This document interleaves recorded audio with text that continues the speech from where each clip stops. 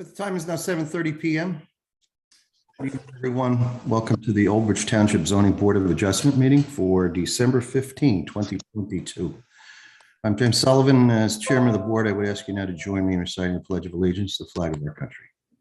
To the Pledge allegiance of the United States, to the flag of the flag United States of America and to the republic For which it for which- stands, which it stands. one nation, and under God, under God, indivisible, indivisible, with with liberty and and justice justice for all. Adequate notice of this meeting of the Old Bridge Township Zoning Board of Adjustment has been provided in accordance with the Open Public Meetings Act at least 48 hours prior to the commencement of this meeting. By prominently posting in the municipal complex an announcement giving the time, the date, the location, the agenda of this meeting. Also by mailing such announcement to the Home News and Tribune, filing a copy of such announcement with the municipal clerk, and posting the agenda on the municipal website. Ms. C, could we have a roll call, please? Chairman Sullivan, Here. Mr. Connor, Here. Ms. Chevalier, Here, Mr. Scogno, Here. Ms. Testaverde, Here. and Mr. Stoner and Mr. Psychowski are absent. Mr. Dasty, Here. Ms. Sawant, here, Mr. Gill, Here. and myself, Ms. C. Thank you. Thank you, Ms. C. This meeting is being conducted electronically via the internet by webinar. It is unique, takes patience on all involved, as we're not sitting in the courtroom this evening, but we're doing so from our own home offices. This meeting is also being televised simultaneously by OBTV Channel 15, as well as YouTube Live. I remind all those watching on any device that there is up to a 30-second delay in communication. This will be important later if you wish to personally join the public portion of the meeting. Anyone calling in, lower the device that you're watching so you won't be confused by the time zone. I would ask all participants at this point to silence your cell phones to avoid any disturbances during the meeting. Our meeting would follow the same protocols as always. We have a few general housekeeping issues tonight with minutes. I think we have 2 D applications, and I believe it's 3 D applications. If necessary, we might take a break for the stenographer, but other than that, we'll probably go right through the meeting this evening. This is a good time if you're going to participate this evening as a call-in. You may want to get a pen and paper so you can take notes during any presentation. That way it'll refresh your memory when you are elected to call in. During the meeting, if you're at home, there will be a card that comes up in front of you on your screen. It will have the phone numbers that you would call in should you wish to address the board. Certainly that'll be put up when every public portion is open, and feel free to do so. At this point, I would ask Ms. C to cover any of the other issues for the board's knowledge and for those at home. Sure. Just a few reminders. The zoning board members will be unmuted during the first half of the meeting when they will be required to vote on other agenda items. The zoning board attorney, chairman, secretary, and court reporter will remain unmuted throughout the meeting. Everyone else will be muted. Once the presentation for the application begins, the applicant's professionals will be asked to turn on their video and unmute themselves in the order in which they will testify. For the public, I will announce the last 4 digits of the caller's phone number to come forward and announce their name and address. I will also announce the last 4 digits of the next caller's phone number so that they can be prepared. We will share our screen to display any exhibits. The meeting information will be displayed on the screen multiple times during the meeting so that any resident who wishes to call and join the meeting can do so. Please be patient. You will have an opportunity to speak. Thank you. Thank you, Ms. C. This is the last meeting of the zoning board for 2022. Let me just take one moment to wish all of the participants here this evening, those watching at home, those watching on YouTube, I wish you healthy and happy holidays and a very healthy new year. We're going to start off with minutes. I will make one note. I believe there's 5 board members here tonight. I'm counting 1, 2, 3. Yeah, 5 board members for the attorneys with the D applications. I just want to let you know that. One other issue, if you're holding an agenda, we're going to start with the first application, which is Interbel.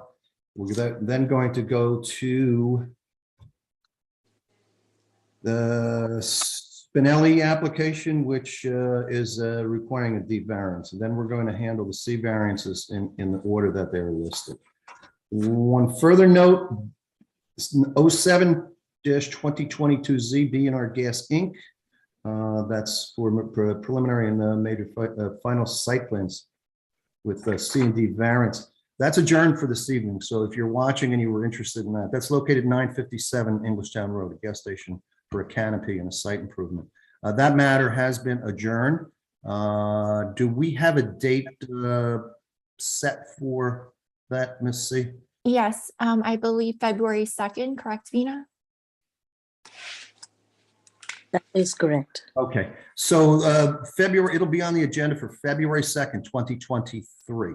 Once again, if you're interested in that matter, it will not be heard this evening. It has been adjourned to February 22nd. Board members, we'll start with the minutes. We'll do them individually. We're going to start with minutes of June 2nd, 2022.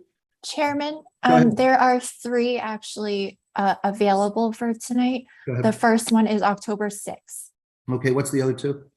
October 17th, and October 20th. Okay, the other ones are not available this evening, right? Correct. Okay, thank you very much. I'm sorry I didn't note that. All right, board members, it's minutes of October 6th, 2022. Hopefully everyone's had a chance to read them. Absent any comments or additions or deletions, I'd ask someone to remove it from memorialization. Connor, I'll move it. Is there a second? Second, Scogno. Roll call, please. Mr. Connor, Yes. Ms. Chevalier,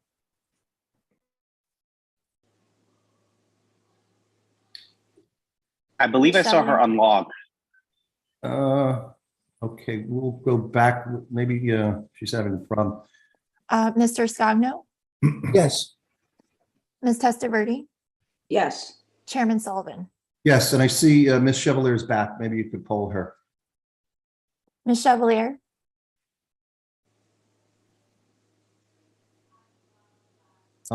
It looks like you are muted, Ms. Chevalier, if that's any help, but we have no video of you. Okay, while she works with that, that one has passed. Why don't we go on to the matter of minutes of October 17, 2022? Someone move them for adoption, please. Motion to approve. Is there a second? Testaverde, second. Roll call, please. Thank you. Mr. Connor, Yes. Ms. Chevalier, Yes. We got you now. Mr. Scogno, Yes, please. Ms. Testaverde, Yes. Chairman Sullivan. Yes. And finally, board members, minutes of October 20, 2022. Someone move those, please. Connor, I'll move them. All right. Second, Scogno. Roll call, please. Mr. Connor, Yes. Ms. Chevalier, Yes. Mr. Scogno, Yes, please. Ms. Testaverde, Yes. Chairman Sullivan. Yes. Okay, that brings us to our first application of the evening. Read it. I can barely hear. You can't hear me? Is that what you said? I don't know who that was speaking.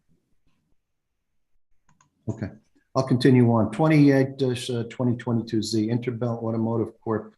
It's in the EDO 1 zone located 1706 Englishtown Road. Looking for a D variance to allow for a used car dealership license. This requires D variance and waiver of site plan. Peter Clauser is representing the applicant. Mr. Clauser. Good evening, Mr. Chairman, members of the board. For the record, my name is Peter Clauser. I'm an attorney with the firm Halber & Pape on behalf of your applicant, Interbelt Automotive Group, and Dimitri Basgren, who's the owner of the company. Mr. Chairman, it's just a matter of, point of order. I understand we only have 5 board members this evening. So I would ask that the board not vote on the application tonight, but I do have Debbie Masterton here. So I'd like to make the presentation if it's acceptable to you, Mr. Chair, and then we'll produce a transcript, and then come after the additional board members have had the opportunity to review same, we'll come back. Maybe I can just refresh the board's memory of what we had done and then ask for a vote, but I'd like to have the full board available to vote on this application. It's understood, Mr. Clauser, and it's absolutely okay with the board. Okay, all right. Well, thank you very much for that. So in 2017, I had the pleasure of representing Dimitri on two applications in front of this board. One, we applied for a use variance, and then second, we applied for the preliminary and final site plan because the board granted the use variance. And the operation is where Louis Pizza's old place used to be on 527, the P&M Auto Body. And Mr. Vagren's business is to purchase cars that have been totaled, by insurance companies at auctions, dismantle the vehicles at the site, store them there, dismantle them, and then sell the parts off primarily and maybe exclusively overseas. So the use variance, like I said, was granted. I think it was in April and maybe adopted in June was the resolution. And then the final site plan was at the end of the year of 2017. The site is built out, up and operating. And in February, Mr. Putin decided that he wanted to invade Ukraine.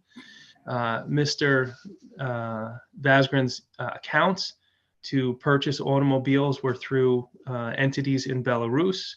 As you know, Putin staged his invasion of Ukraine in part in Belarus, and our government responded by closing down financial contacts with that country. So Mr. Vazgren's accounts became no longer available. So he is presently operating the site, and I'm going to have him explain this because he does a better job than I do, but he's operating the site through another person's automobile dealership license and would like to have his own. He can purchase and use an automobile. He can acquire an automobile license and use it at the site. However, technically that creates a use variance because automobile dealerships are not permitted in the zone. However, I would like to be very clear to the members of the board and the public that there is no desire to create an automobile dealership at the site. This is a technicality, purchasing the license in order to be able to utilize, in order to be able to open accounts and continue to utilize his business at the site. So instead of using someone else's license, which he's presently doing, since he's prohibited to use his own accounts by the current situation, he'd like to be able to have his own license, which would then allow him to open up accounts. Mr. Gill identified that as requiring a use variance, so we've applied to the board for the use variance. In addition to that, there's a small awning that they're seeking to construct over an area of the building, which will protect some equipment that's there that I guess wasn't foreseen when we were doing the site plan. I think it's rather minor in nature, so I've asked for a waiver of site plan as part of that. So I have Dimitri with me to explain to you what I just tried to explain. And then we also have Bill Doran here, who's an architect that's working with Dimitri that can kind of identify the awning that we're seeking to construct. And then Allison Coffin, who I know the board is familiar with, is a professional planner that's here. She provided a community impact statement and is also prepared to testify as to the proofs for the use variance relief. So if I could, Mr. Chair, I'd like to start by having Mr. Vazgren sworn and let him speak to the board about his business. Certainly. Mr. Dasty? Yes, sir. Let me just see where your client is, Mr. Clauser, so I can see him. Mr. Vazgren, can you please raise your right hand, sir? Do you swear or affirm to testify truthfully in this matter before the board? I swear. And can you spell your first name and your last name for us, sir? Dmitry Vazgren. And Dimitri's D-M-I-T-R-Y? Actually, D-Z-M-I-T-R-Y. Can you spell your last name for us, sir? V-A-Z-G-R-Y-N, as in Nancy. Thank you, sir. Thank you. So Dimitri, I just sort of laid out for the board why we're asking for a use variance relief. So if you could, in your own words, share with the board why it is that you're seeking to cite an automobile dealership, a used car dealership license at the location. What's changed in your business? Good evening. So guys, the story is very simple. So for years, like more than 10 years, I used my accounts and different auctions for the company based in Belarus. And I never had problems with this, so I use it accounts. I bought cars. I dismantled it. I ship parts overseas. But you all know what happened in February. And after that, Insurance Auto Auction and then Copart decided to close accounts for the companies based in Belarus and in Russia. And my accounts were closed. In order to operate further, I found another dealerships and other guys who gave me their access to the different auto auctions. But, you know, I pay fees like 200, 300 for each car that I buy under their license. And that brings me to expenses more than 10,000 each month that I can avoid if I will get my dealer license. And anyway, I believe it's better to have a dealer license based for my company in the US than use some foreign companies that could get in problems sometime in the future. So guys, I'm not going to sell cars or parts in the States or even in New Jersey. So I need that dealership license only to open accounts at auto auctions and to have ability to buy cars for my business that was approved and to continue dismantle cars and ship parts overseas. So the only purpose is to do my business. Now, Dimitri, if this board was to act favorably on your application to allow you to have an automobile dealership license, would it in any way change the current operation of your business? Not at all. You know, so if I have my dealer license or I use somebody else's dealer license, that not affect my business. It's just a matter of money that I pay for cars. So, for example, if I can buy a car for $1,000 under my license, I have to pay 1,200 or 1,300 if I buy it under somebody else's license. And that's only the purpose to save some money for my business, especially in such difficult times. Do you envision that if you had your own dealership license and your own accounts, that you would be purchasing a similar amount of cars when you're using someone else's license? Absolutely, yeah. That does not affect the amount of cars or how I operate. It's just a matter of money that I pay to other guys to use their licenses. Okay. The board's professionals prepared a report that was shared with the board, including comments from the zoning officer with regard to the use of the site and the number of cars that are at the site. Could you share with the board a little bit your response to the comments about the amount of vehicles that are stored at the site? Yes, Peter, yeah, I saw that report. And guys, yeah, I apologize that I break rules sometimes, but you know, it happens a couple of times in a year. Usually it happens in September and in March, after the summer and after the winter, when my clients, let's say I have like 10 clients in different countries, you know, and it's very difficult to keep them to buy like, let's say, like a permitted amount of cars. Sometimes they buy like 1 car a month, and sometimes they buy like 50 cars a month. And in March and in September, usually they increase the purchases. And what happened this October, why I had so many cars at the place, because it was September when my clients bought a lot of cars, and usually I try to stop them. But you know, when you have 10 guys and they buy it, you know, in different manner, you know, it's very difficult to maintain that. But usually, really, believe me, guys, I try to stop them. But usually they stop when I get like 120, 130 cars at the place. But for example, if you go now to my place, you will see less than 80 cars. I don't know, Damian, if you were able to visit my site last couple of days, but I sent you pictures, and you can see on the pictures that I, like my parking lot is not overloaded with cars. So all cars are parked by lines, and I have something around like 80 cars now. And I will try to maintain that amount of cars the most of like days in a year. But maybe like in September and March, I will exceed that amount, but I will really try to keep amount of cars that were permitted for my place. Dimitri, about how many employees do you have that are parking at the facility when you're there?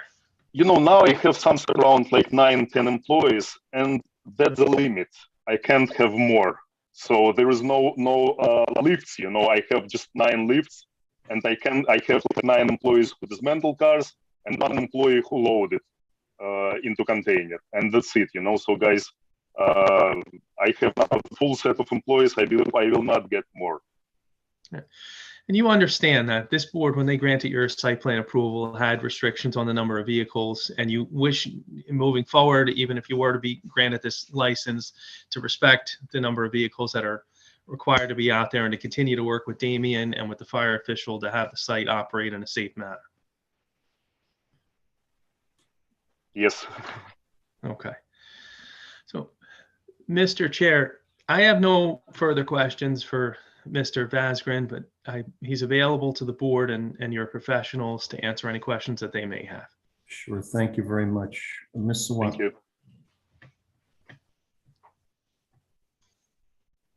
I don't have any questions at this moment. I guess Damien might, because Damien has been closely monitoring the site and the application, and he's here tonight as well.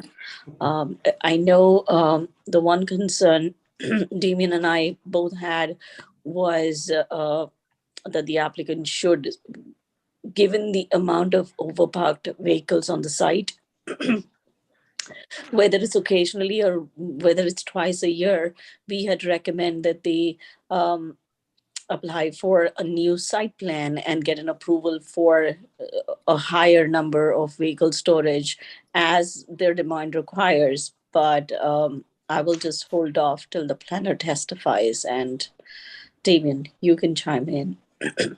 I think it would be appropriate. Thank you, Vina. Good evening, members of the board, Chairman. I think it would be appropriate to just hold off any comments. I think that the applicant has already started to address some of my concerns, but I'd like to hear any other presentation they may have before I ask questions and or make any statements about the or observations about the application. Okay, thank you, Mr. Gill. Is there any other professionals, Vina, that might be weighing in on this matter tonight? Do we have, is there a fire inspector? Mr. Oh, I'm sorry. I would let Peter answer that because there has been, I spoke to Chief Hart and he did have an email communication with Peter and me. And one of the comment in the report was that Peter testify about his discussions with the Chief Hart. So Peter, you can go ahead.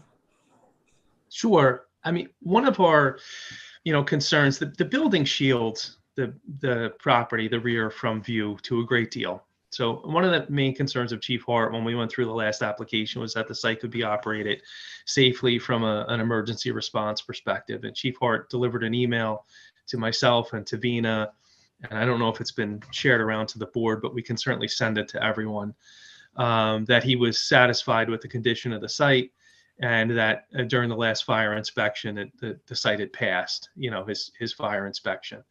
Tom, in speaking with him about this site and having him visit the site, I wanted him to be here and he wanted to be here, but he wasn't able to be here. So he sent that email in lieu. And again, since we're not voting tonight, it's something that I can share with everybody. But the site was originally approved for the storage of 75 vehicles and 37 parking spaces for employees and 5 parking spaces for trailers. And Vina's report has aerial photographs which show how the site is laid out and how there have been more cars, as Dimitri discussed, at certain times during the year. However, the site can accommodate 112 vehicles, although you split it between employee and storage vehicles. And it also has space for trailers, which you'll see on the aerial photographs really aren't there. So although at times there are more vehicles than were previously approved by the board, your fire official has indicated that from a safety perspective, he's satisfied with the condition of the site. Tom's not here. I just wanted to bring that to the board's attention. If the board hasn't seen Mr. Hart's email, again, I will share it with everyone so that you can see it between now and the next time that we're here for a vote. Okay, thank you, Mr. Clauser. I have not seen it, so I would like to see it before, hopefully before the next meeting. Mr. Chairman, I'm sorry. May I? Yes, by all means. Thank you. Mr. Caston. Mr. Clauser, I think I heard your client. I understand that, I guess the purpose for the used car dealership license is to take out the middleman, so to speak. And I think your client testified that he would not be actively selling vehicles on the property. Is that accurate? That's accurate. We're not looking to set up a used car dealership. This is a technical issue. To have a used car dealership at a site, you have to have approval for it before Damien could sign off on it. And it has to be a permitted use. So no, there's no retail here. There never has been and will not be. These parts are shipped off and then sold elsewhere. And so, Mr. Clauser, let me just ask though, you and your client, would that be something your client would entertain as a condition of approval? Oh, without a doubt. Okay. Oh, without a doubt. No, the site can accommodate it. It's not meant for it. This is just to get the license out of somebody else's hand and put it in Dimitri's hand so he can have control over his own business. Understood, sir. Thank you. I just wanted to get that confirmation. That's all I had, Mr. Chairman. Thank you. When you said, Mr. I hope I don't pronounce your name, Vagrin? Am I saying it right? Vazgrin. Vagrin, okay. When you opened this in 2017, we spoke about this, as I recall, and one of the conditions was that there would be no application for used car licensing. Matter of fact, my recollection was that there was also not to be any mechanicals done other than the tearing down of the cars. Would I be correct in that? Yes. So what has changed? I don't understand. If your business, you just made a statement earlier that my business is not going to change either way, whether you get it or you don't. Correct? Do you hear me? Hello? Do you hear me? If I could, I don't, there's no, Do you hear me? yes, we can hear you, Dimitri, but Do you hear me? I don't think that the operation of the site has changed from a mechanics perspective. But Dimitri, at that time that we were before the board, Dimitri, can you hear me?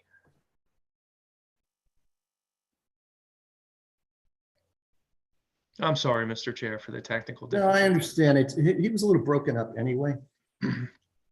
But I think what it was is that at that time he had these accounts in place. What changed was a war in the Ukraine that now made those accounts go away.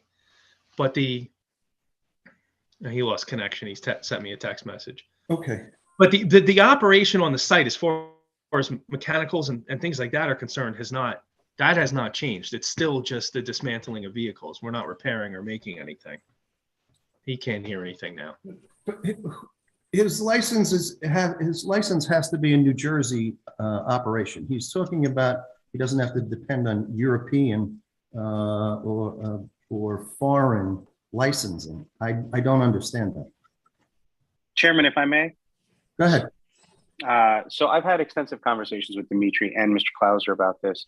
The way that his business was set up, and I would invite him or Mr. Clauser to correct me if there's anything that I said on the record that may be incorrect, is that he was using companies that are licensed in New Jersey, but under the umbrella arch of their organizations are based overseas. And many of those companies, because of the markets that he operates in, are in Belarus and other countries that are affected or were affected by the Ukrainian war. So when the United States responded to a lot of these foreign countries based out of these countries that are operating in the United States, we put all kinds of restrictions that prevented them from operating. So their licenses in New Jersey at a federal level, I guess, were blocked. And he had to seek other local businesses to work with. And apparently he's established a relationship with some of those people because he continues to operate on the site. But I guess that comes at expense, and he's trying to streamline his business. So while they are licensed in New Jersey, the fact that they were based out of New Jersey and out of the United States, they're not allowed to work with many places in the United States. So he did lose access to those accounts. At least that's what was represented to me, and it's certainly not a unique story. We do have other companies in town that have similar types of arrangements with other types of companies in similar or in dissimilar industries that have been similarly affected. And Mr. Chairman, if I could add a little color to that also, it's actually an excellent point. So not to get overly legal or technical, but in order to do business in New Jersey, you usually have to submit what they call a non-involvement with the Iranian government. So you have to file that with your bids and your applications to transact business with any public entity in New Jersey. Now, because of the war in Ukraine, now you have to certify that you have no ties to Belarus. And that actually just came out from the Department of Community Affairs the last few months. So that would negate, in essence, any contract from contracting business with any state entity of New Jersey, which of course would include the Department of Motor Vehicles. So that would in effect, I guess, revoke those licenses. Understood, but obviously he is still doing business. So I'm curious, who is he using? I think Dimitri's back. Can you hear us now, Dimitri? Yes. Sorry. I think could you please answer the chairman's question as to who you're utilizing now? You don't have to name names, but I think if you could just identify. So my main clients now in Kazakhstan and in Middle East. So we are shipping parts to that countries mostly, like 99%. But where's the license from that you're utilizing? Oh, so you mean the dealer license that I use? Yes. And again, you don't have to name a specific name, but if you could give us an idea of where that person is operating out of and where their business is. Oh, for example, so one of my friends, he has a dealer license in Delaware. So for example, I use his license. Also, I have my account, but it's really limited.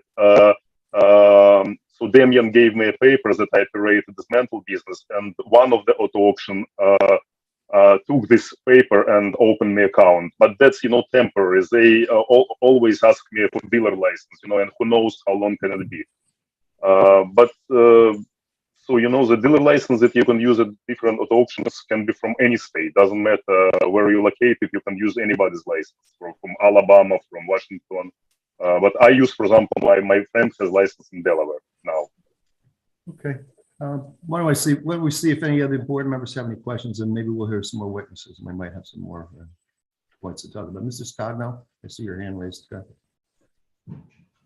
Thank you. I'm going to call you Dimitri. Dimitri, I visited your site today.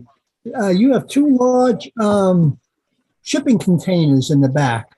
One has no label on it. It's a yellow type of container.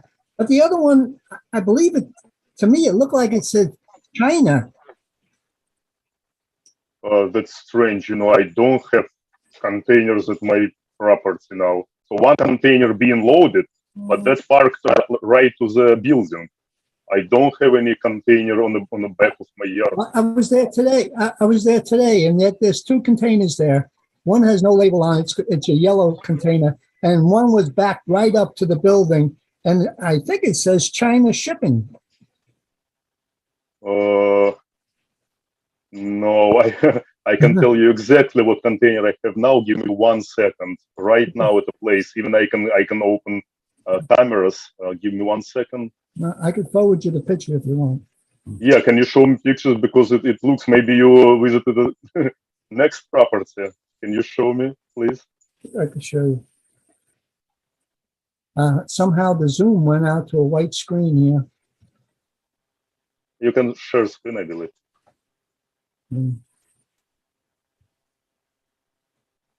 Hold on.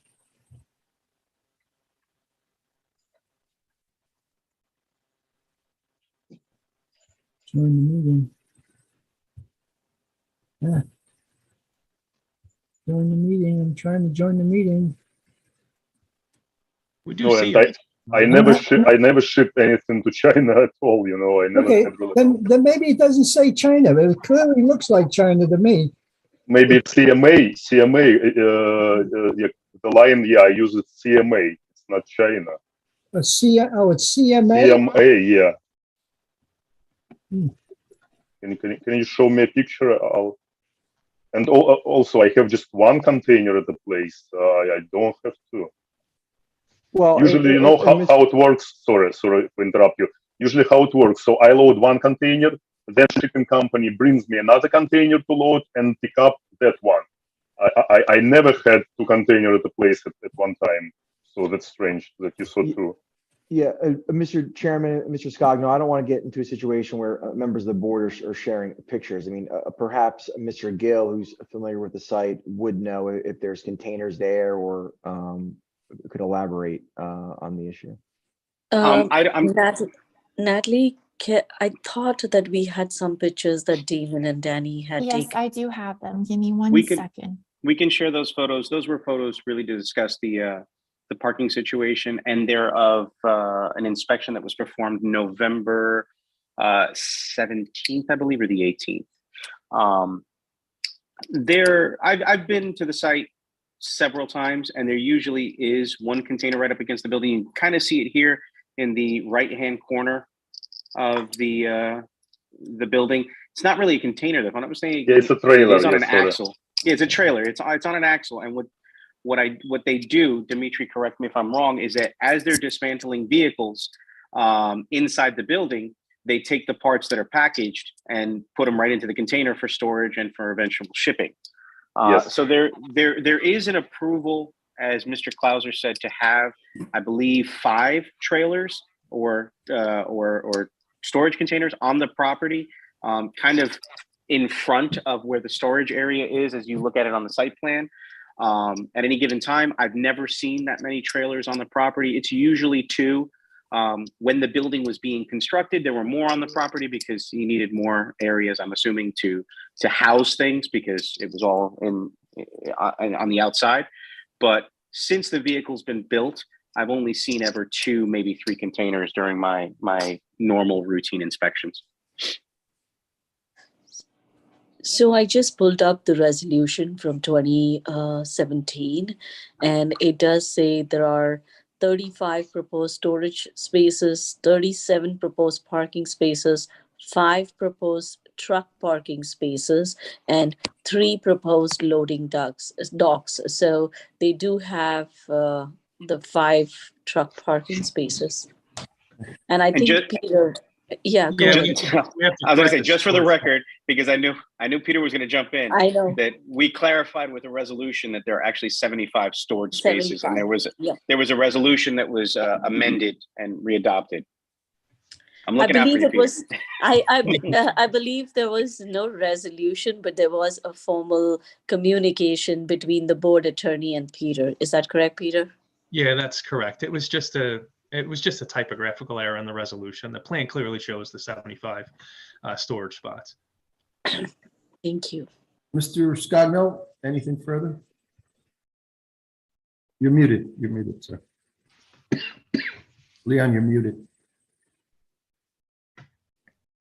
Unmute yourself, Leon. We can't hear you.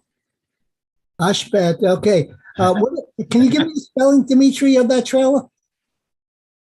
So I have one trailer where we used to store some parts, and the one container, that one was, it's not a China Myers. Yeah, you say it wasn't China. What is the spelling and what's on it? Sorry, say it again. What is the spelling on the On the vehicle? container? I think you said CMA. No, it's Myers, M-A, Myers, M-A-E-R-S-K, Myers. Oh, Maersk. Myers, yes, Yeah. sorry, Myers, Maersk. yeah. Yeah, okay. So usually I use 2 lines, Myers and CMA. Okay. I used to use MSC, but not too often. Okay, as long as it's not China. Okay, thank you, Mr. Scogno. Anybody else before we move? No. No? Okay. Go ahead, Mr. Clauser. Thank you, Mr. Chair. Just to go back with you for a moment, you had mentioned that there would be no, when we were here last time, that there would be no car dealership. My recollection was that there wouldn't be the retail sales out there, and that was I don't have all of my notes from then, but that was my recollection. But I just wanted to have that out with you, just to let you know what my thought was. That's understandable. All right, our next, thank you, Dimitri, and thank you, board members. Our next witness is Mr. Doran. Just to give you a little bit of a brief overview of the awning portion of this, which is probably a lot more insignificant than the other things we're discussing. But Bill Doran is here. So Bill is a licensed architect in the state of New Jersey. He's testified in front of this board, not on this application, but on others. And so I would ask if he'd be sworn and maybe just share his credentials with the board to be accepted as a professional. Sure, and particularly for those watching at home, they'll get a better perspective of what's going on. Mr. Dasty, please. Yes, thanks, Mr. Chairman. Mr. Doran, can you raise your right hand, sir? Yes. See if I can find it. Thank you, sir. Do you swear or affirm to testify truthfully in this matter before the board? Yes. Thank you, sir. So Bill, Natalie, I don't know if Bill can share his screen or if you want to bring up the exhibits, but maybe we could show sort of the overall and the plan of where the awning is to be constructed. Absolutely, no problem. And Mr. Clauser, are these exhibits or were these submitted with the application? Yeah, I use those words exhibit, but this is what I submitted, Mr. Dosty. Thank you, sir. But either way, just explain them as we're going through. Thank you. Sure. Bill, take it away. So Is this this where is you want to a, start, or is this, there somewhere else you want to start? excuse me? Is this where you want to start, or do you want to start with the No, overall? this is good, I think. Okay, great. Well, what this doesn't show, and maybe that's what you're alluding to, Peter, is that this little 15 by 15 area is on the back of the building on the opposite side of Englishtown Road. So you can't see this area from the street. We originally built, can you see my cursor or not? Only I can see my cursor. Only you can, sir. Okay, so if we go to the right side of the page there, just below where that cursor is, there's a square area there. It houses 2 500-gallon storage tanks and 2 air compressors. It was originally built as a raised concrete platform to have those pieces of equipment sit on it. And what Dimitri has found is that the air compressors in particular are getting beat up by the weather. So he just wanted to put a roof over this area to protect them. So that's what we've done. And because it's an addition to a non-conforming use, we needed your approval. So that's about it. There's a metal roof on the main building now. We plan to put a metal roof, a little shed roof over this existing platform to match the main roof of the building. It'll be supported by a couple of columns, and it'll be open otherwise, just to protect those 4 pieces of equipment on the platform. Thank you. This is the applicants requested a waiver of site plan to be able to construct this. The building department can issue a building permit to build this because, as Bill said, it's a non-conforming use. Excuse me. So as part of this application, we've asked for a waiver of the site plan so that we can install this awning to protect the equipment that's out there. It's unrelated to the request for the use variance or the automobile dealership license to be located here, but we filed the application. It was part of it so that we could build this and protect the equipment which was previously approved as part of the site plan. That's all that I have for Mr. Doran, Mr. Chair. It's really just sort of a simple part of the application. Our next witness is Allison, but if anybody has any questions for him. Let me just check quickly, Mr. Clauser. Ms. Sawant or Mr. Gill? I have no questions. Okay, Mr. Gill. I have no questions either. Mr. Dasty, anything? No, Mr. Chairman. Okay, and any board member, would you raise your hand if you want to be heard? No. Okay, Mr. Clauser, back to you. Thank you. So if we can, I'd like to turn it over to Ms. Coffin.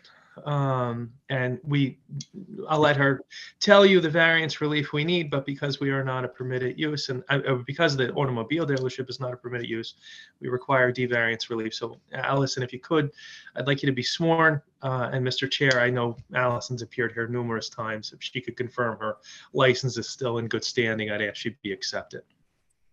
Sure, go right ahead, Bill. Swear Ms. Coffin and Mr. Dasty. Thank you. Ms. Coffin, can you raise your right hand, please? Yep. Do you swear affirm to testify truth in this matter before the board? Yes, I do. Thank you, ma'am. And Ms. Coffin, just tell the public how, the year you were licensed. 2005. Okay. The board, for those watching at home, Ms. Coffin is testifying as a professional planner. She has appeared before this board and other boards for, I don't know, every year that I've been here for 16 years. And she's testified at many others. She's well schooled at her business. And we certainly have always accepted her expertise and her credentials. So by all means, Ms. Coffin, go right ahead. Thank you. We actually, our firm participated in the original application on the site in 2017 too. So I'm familiar with it. Take We it have away, a- Allison. Go right ahead. We have a subject site. It's 4.875 acres with frontage on Old Bridge English Town Road. It is occupied now by an automotive dismantling facility, which was approved by use variance back in 2017. And the applicant is proposing to attach a used car license to the site to allow him to set up accounts for the acquisition of automobiles for his business to replace accounts that were frozen due to circumstances beyond his individual control. He's got a Band-Aid solution now, and he's looking for something more permanent. There will be no sales of used cars from this site. There will be no changes to the use and operation of the site other than having the license attached to this property, and only one insignificant change to the layout of the site due to the construction of that awning over the concrete pad, which is for the purpose of protecting existing equipment. The property is in the EDO1 Economic Development Opportunity Zone. This use is not permitted in the zone. It's permitted on the site by way of use variance, and there's no changes to the operation of the business proposed that would change the prior use variance approval or site plan and bulk variance approval, but we're requesting a D variance to change, I guess, financially the way this business operates. It's my opinion that the proposed application really does not change the 2017 findings of the board with regard to the special reasons, the negative criteria, or the site plan for the site. The use will continue to operate exactly as it has since the operation began. In terms of particular suitability, the site has this use on it, and the used car dealership license is an aspect of the use and is necessary to allow the use to continue to function efficiently. There will be no change in the operation of the site, so that the 2017 findings of the board with regard to the special reasons remain valid today. In terms of the negative impact, there will be no increase in the intensity of the use, which is determined by the size and nature of the facilities on the site, not where the license is located, so those will not change. Approval of the subject application would not impair the intent and purpose of the zoning ordinance, as the board has previously found that this use of the site does not adversely impact the zone plan or the zoning ordinance, and there is no expansion of the use that results from the location of the license on this property. So for those reasons, it's my opinion that the positive reasons exist for the granting of the use variance to attach the used car dealership license to this business, and they can be granted without detriment to the health, safety, and general welfare of the public. The granting of this variance would result in a use of the site, which is consistent with the prior approvals. Thank you, Allison. Mr. Welcome. Chair, I have no further questions, and Ms. Coffin, she's available to the board and your board professionals. Thank you, Mr. Clauser. Ms. Swan. I do not have any further questions. Mr. Gill. I have so many questions. No, I'm just kidding. It's not, it's not much. The applicant, through their professionals and the attorney, have addressed most of our concerns. What I will go on the record to say is that I'm just going to be rehashing a little bit of what we've already discussed to make sure that we are being cognizant if the board determines that it wants to look favorably on this application. In the reports, the planning comments, we did identify the parking and storage area, which the applicant has addressed. Our primary concern in the zoning office was that if the applicant has the ability to streamline his acquisition line, we'll say, that there may necessarily, if not definitively, be an increase in the amount of vehicles that might come to the site. The applicant has testified that to the best of their ability, they're going to comply with the approved site plan, and they're not going to exceed the approvals that were granted. I do mirror the concerns of Ms. Sawant, our planner, that even if it's temporary in nature, twice a year, I believe Mr. Dahlgren said that he may have an influx of cars because he can't control when his clients and his business receives vehicles. I think if that's the case, then perhaps a site plan in the future may be appropriate to increase the available storage that the site can accommodate. But I'm comfortable then treating it as an enforcement issue. We routinely monitor sites throughout the township. And I will say for the record that the applicant has come a long way with the maintenance on the site. The site, because of difficulties with the county that I won't go into, but Mr. Clauser is well aware of, getting right-of-way dedications and just getting the prior approvals that were necessary for the 2017 approval. The site began operation before it was able to construct the building. And there were some growing pains there. There were a lot of maintenance issues, and Mr. Valgren has been very forthright in addressing these issues and acknowledging these issues. And the site is complete. The site has been paved and surfaced and striped. And save for a couple of piles that, even in that one photograph that Natalie posted for us earlier, that we saw some debris on the exterior that I've had conversations with Dimitri about eliminating entirely. The site is much cleaner, and Mr. Clauser said it clearly too, that the front building that was constructed is very large. It does screen to a large degree what's going on the property. So even if there was bad behavior or property maintenance issues, we really can't see them from the street. And while I don't want to use that as a vehicle to excuse whatever actions happen there, the site is, for the most part, in compliance. So if the board decided to go favorably on this application, I just want to put the applicant on record that, it is an enforcement thing. We are going to be addressing it. So we expect that he's going to adhere to what he's telling the board this evening and what he told them previously. And board members, I know I had made that comment about the new site plan application, but Damien and I did have a discussion, and I'm perfectly okay with it being an enforcement issue.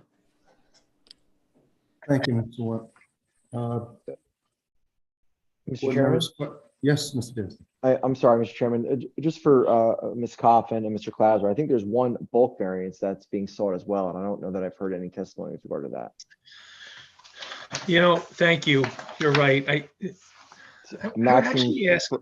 I'm sorry, Peter, go ahead.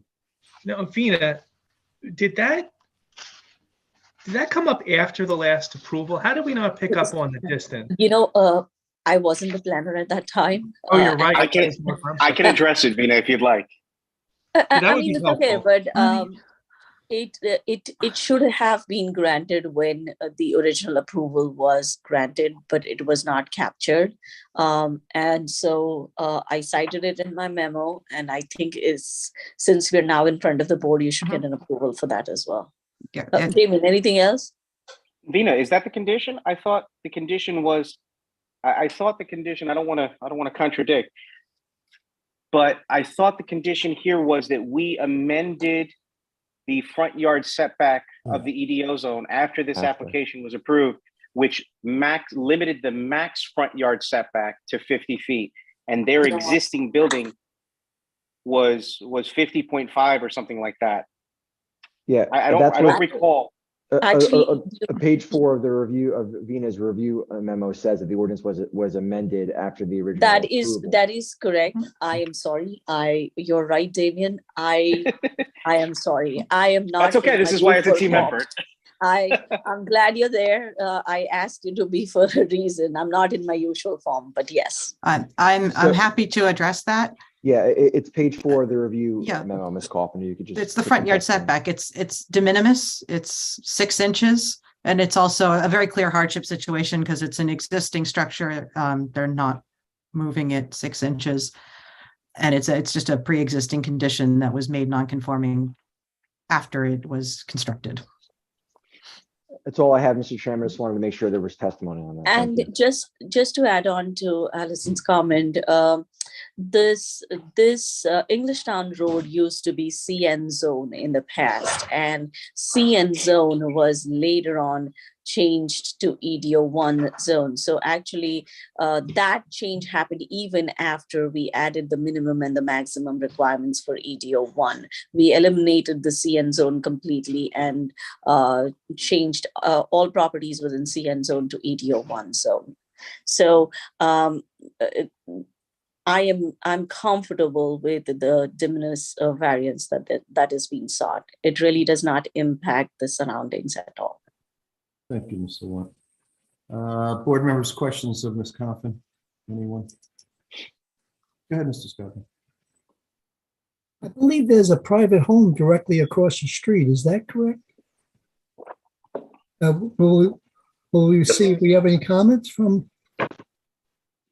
Sorry, it's not really a private house. Their company doing some construction work, I believe, bought it like year or so ago, and they park trucks at the property and use that residential house as an office.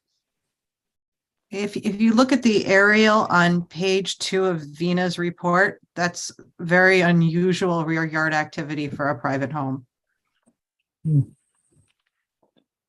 Well, and Mr. Scogno, I mean, everyone within 200 feet would have received notice of the application. So I guess we'll find out if there's a neighbor here that has an issue.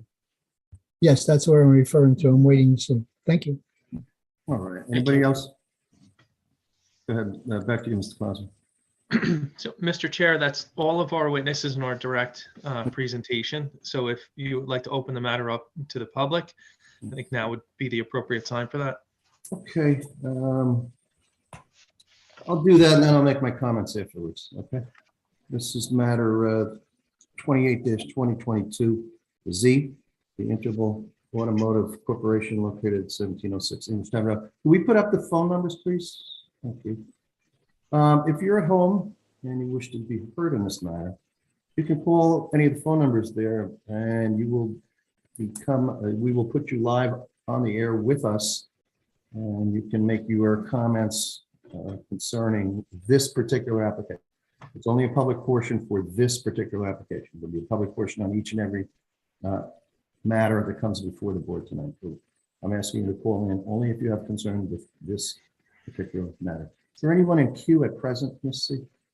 I don't see any raised hands. Okay, we'll just give it a little bit because we just actually put this up. And if you are watching at home while I have the time, and you're thinking about you might have something to say on other matters tonight, write one of those phone numbers down now so you will have it. It might help you later on so you don't have to scramble it in.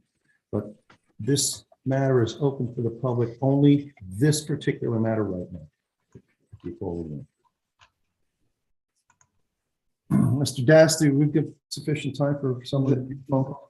That is enough time, Mr. Chairman. Thank you. Okay, do we have anyone, Ms. C?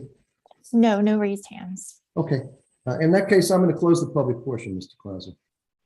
Okay, thank you. Do you have any final comments? Let me make some first, all right? And then maybe you can respond to them. I don't understand why issuing a license, other than economic reasons, there's no hardship reason, to save $200 or $300 a vehicle in business. The operation, I was a little concerned that you brought in a foreign act or a foreign act of invasion and tied it to this. While I realize there is an economic tie, it really has nothing to do with whether we grant a license or a dealer's license to them or not. You just can't hook the two together. I'm sorry.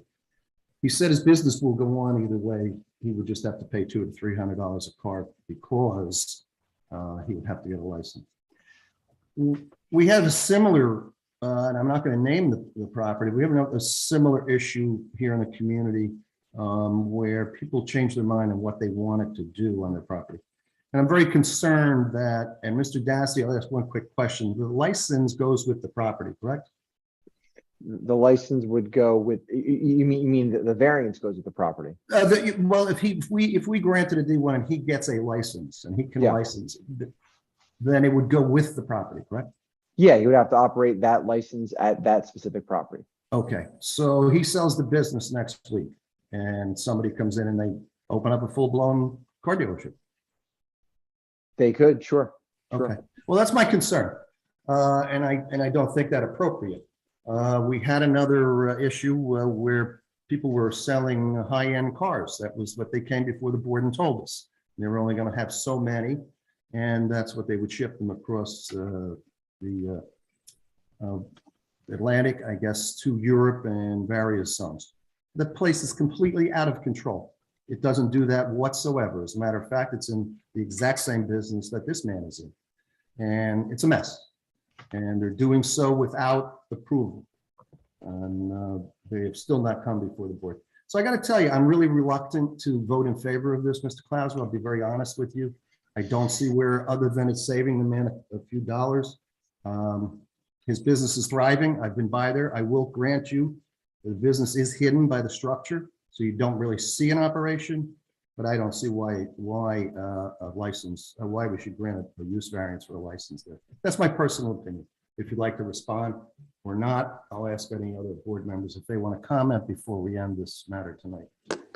I would like to respond if I could, Mr. Chair. And I'm not your attorney, Mr. Dostie is, but the variance would go with the land, and the conditions on the variance for the use of that license would go with the land. And the applicant would certainly agree to record a restrictive covenant with a copy of the resolution, which would contain the conditions that would limit the use of this license as was discussed this evening. I do not believe that if Dimitri sold the business tomorrow, that someone could open up an automobile dealership license there, because the automobile dealership license, the automobile dealership is not a permitted use at the site and would need to have a site plan and would have to come back in front of this board. So I think this board has the authority and the power to properly condition this application so that that concern would go away. I understand what you're saying with regard to the economic nature of it. I think there's more to it than that. I think it gives the property owner the ability to control his own business rather than be at the behest of someone else. The board has found previously that the site, that the use is appropriate for this site. And, you know, it is very technical in nature. It is not, I don't think, a traditional use variance. So the use is, the board already found that the use is appropriate and acceptable for the site. This is a matter of allowing that use to continue and for this young man to be able to operate his own business without having to answer to somebody else. And I believe very much so that the board can condition the license and the approval so that someone else could not come in here and operate the business in a different manner. And I think you've also heard from both Mr. Gill and Ms. Sawant that they are comfortable working with Dimitri from an enforcement perspective. Perhaps they would have a different opinion about the other use that you're referencing. But they both said on the record tonight that they're comfortable with their enforcement powers and that the way that Dimitri has worked with them. So I would ask that you just consider that in forming your opinion over the application. I think you have the power to properly condition it. And I think you have two very good professionals of town that have told you tonight on the record that they're comfortable working with Dimitri from an enforcement perspective to make sure that he abides by the things that he's told this board. So I just want the opportunity to say that, Mr. Chair, but I very much appreciate and respect your comments. Thank you. And as well, Mr. Clauser, I respect your comments, and we can certainly look into that. And I will make sure that Mr. Dasty could advise us on that. I would, however, say that I didn't hear them say that they would be in favor of a license. I heard them say they would work with him to make sure he maintains the status quo of what he was originally issued in the number of vehicles. But I did not hear them say that they would be in favor of a license, a used car, a variance for a used car license. That I didn't hear. If they'd like to go on the record now and say that, I don't have a problem with it, but I didn't hear that. I will go on the record and say that as a matter of principle, I don't think it's appropriate for me as the zoning officer to state the suitability of a use, especially in a D case. I like to lay the foundation and the facts and any observations that may be pertinent for the board's consideration. But oftentimes the professionals are looked to for guidance on how to view the application. I don't want to taint the board's opinion. I think it is the applicant's responsibility to convince the board that the application is meritorious and should be approved. So I'll never go on the record and say that something should be approved. Certainly if there are concerns, I will opine as to those concerns because the concerns are germane to the application and it's important for us to bring it to the board's attention for the board's consideration. But I generally don't make a favorable determination, especially on D applications. That's understood, and that's why I said I didn't hear you say it. So, Ms. Sawant, do you have a comment?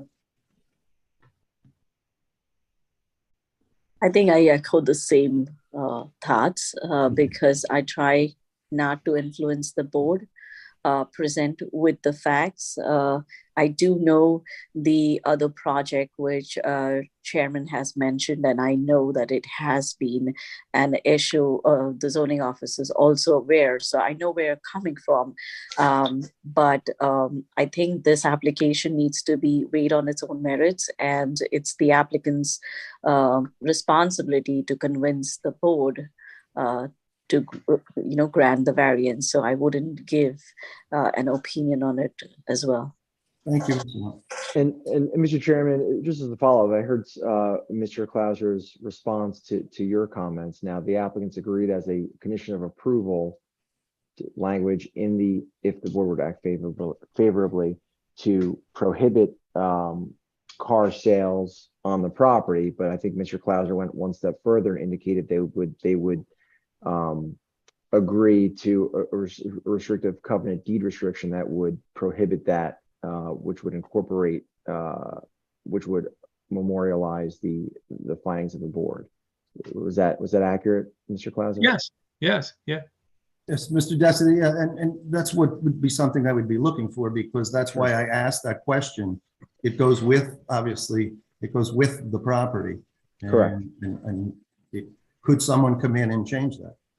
Well, I mean, they wouldn't, if it's a deed restriction against the property, that they wouldn't be able to just do it without essentially coming back here and trying to get it undone. Right. And I'd like to see that if the applicant is agreeing to do so. And I have very specific language that I use for these instances, which says that deed restriction cannot be modified without the approval of the local board, whatever the board happens to be. So not only is it your resolution and a deed restriction, but then it even says in the deed restriction, if you even think about changing this, you have to go in front of the zoning board. They're the ones that have the authority, or planning board. And that being recorded against the property, Mr. Chairman, would, if the applicant were to turn around and sell the property tomorrow or whenever, and someone else tries to open up shop and to sell cars on the property, it would be a violation of the deed restriction, and they would have to, they would be subject to certainly violations from Mr. Gill's office. But in order to undo that, they would have to come back here to the board for essentially a new use variance to remove that condition. Thank you both. A use application, excuse me.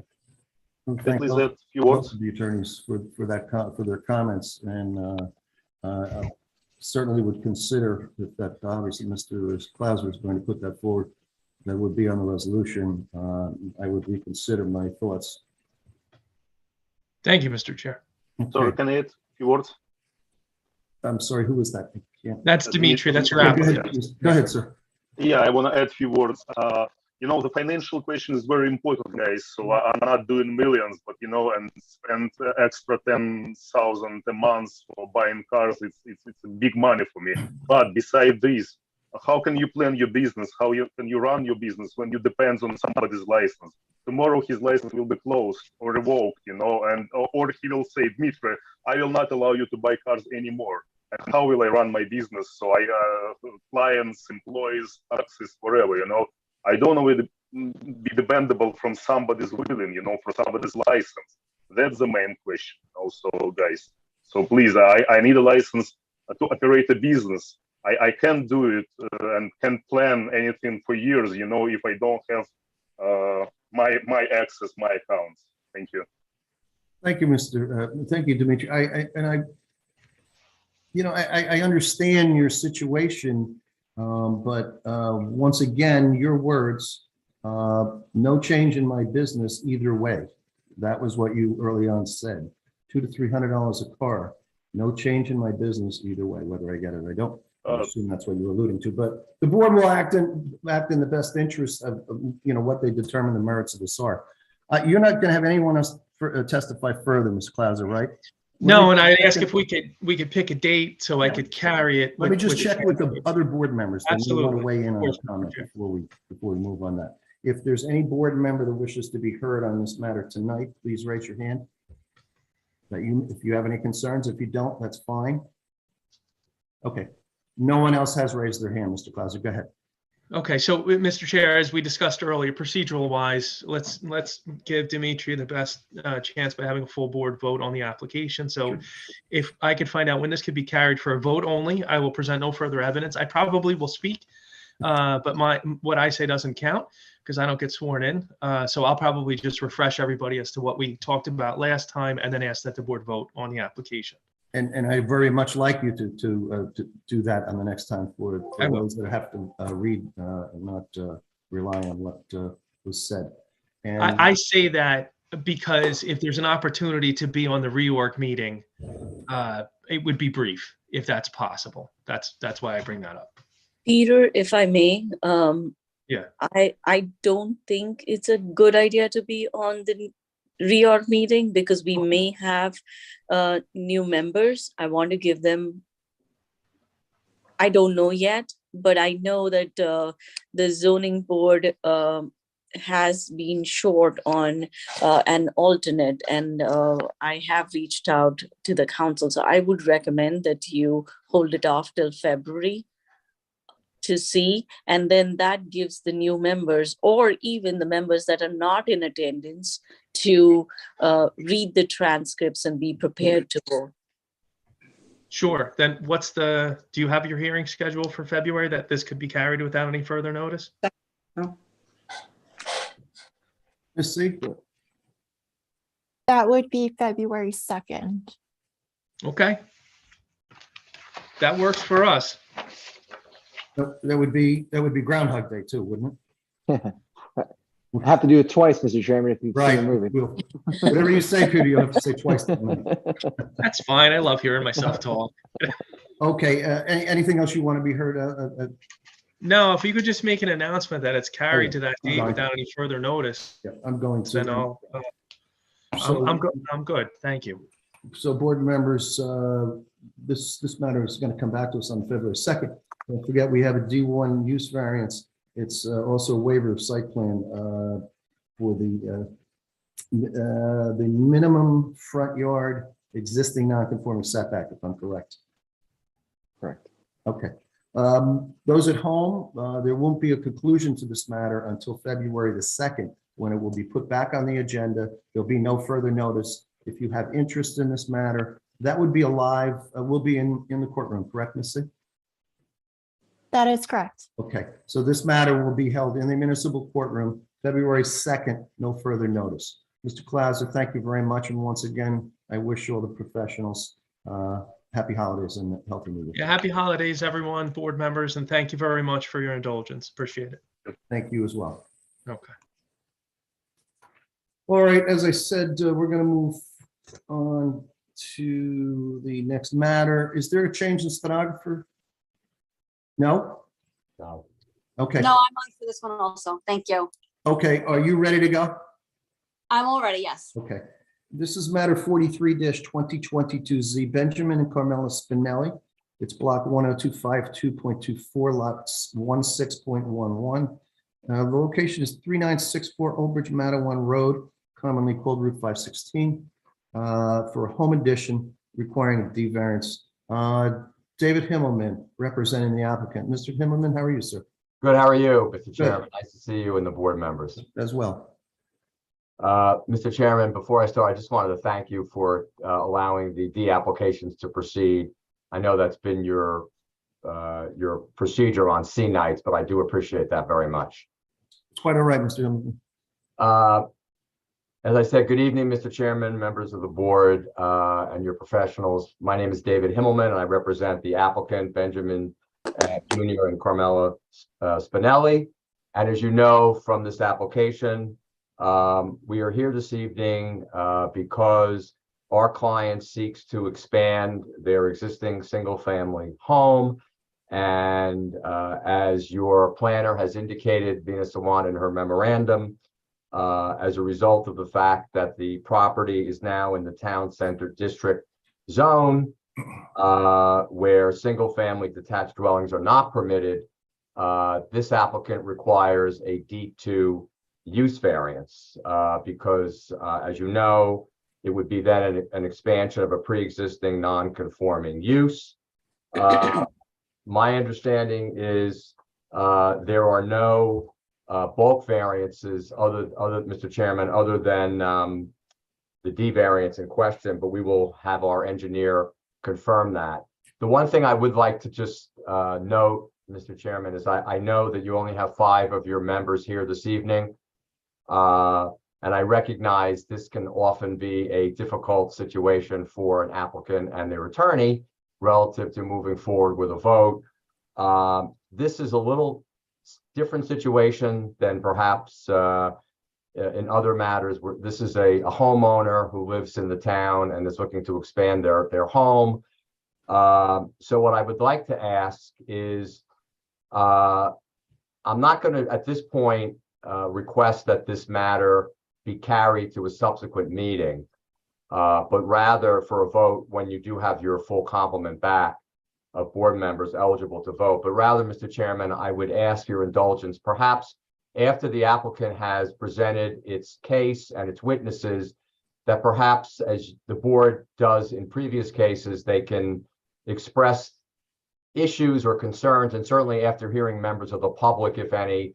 And then at that point, I would ask that the applicant at least be given the discretion to whether or not to request that a vote be taken at a later meeting. I know it's a little unusual, but again, this is a homeowner who's looking to move forward with their project for their parents, and which you'll hear from our engineer and planner. And so I'm just hoping that the board understands and would indulge us in that request. We will give you all the courtesies extended to the applicant and to yourself. I understand, this is a pre-existing home that we're talking about. We're not doing a new build here. Correct. So putting on an addition, and I think the property precedes probably all the zoning issues that ever occurred. I'm not quite sure what the date it goes back to, but certainly when that time comes, sir, we'll do that. Fair enough. So, Mr. Chairman, what I was planning on doing is we have 2 witnesses this evening.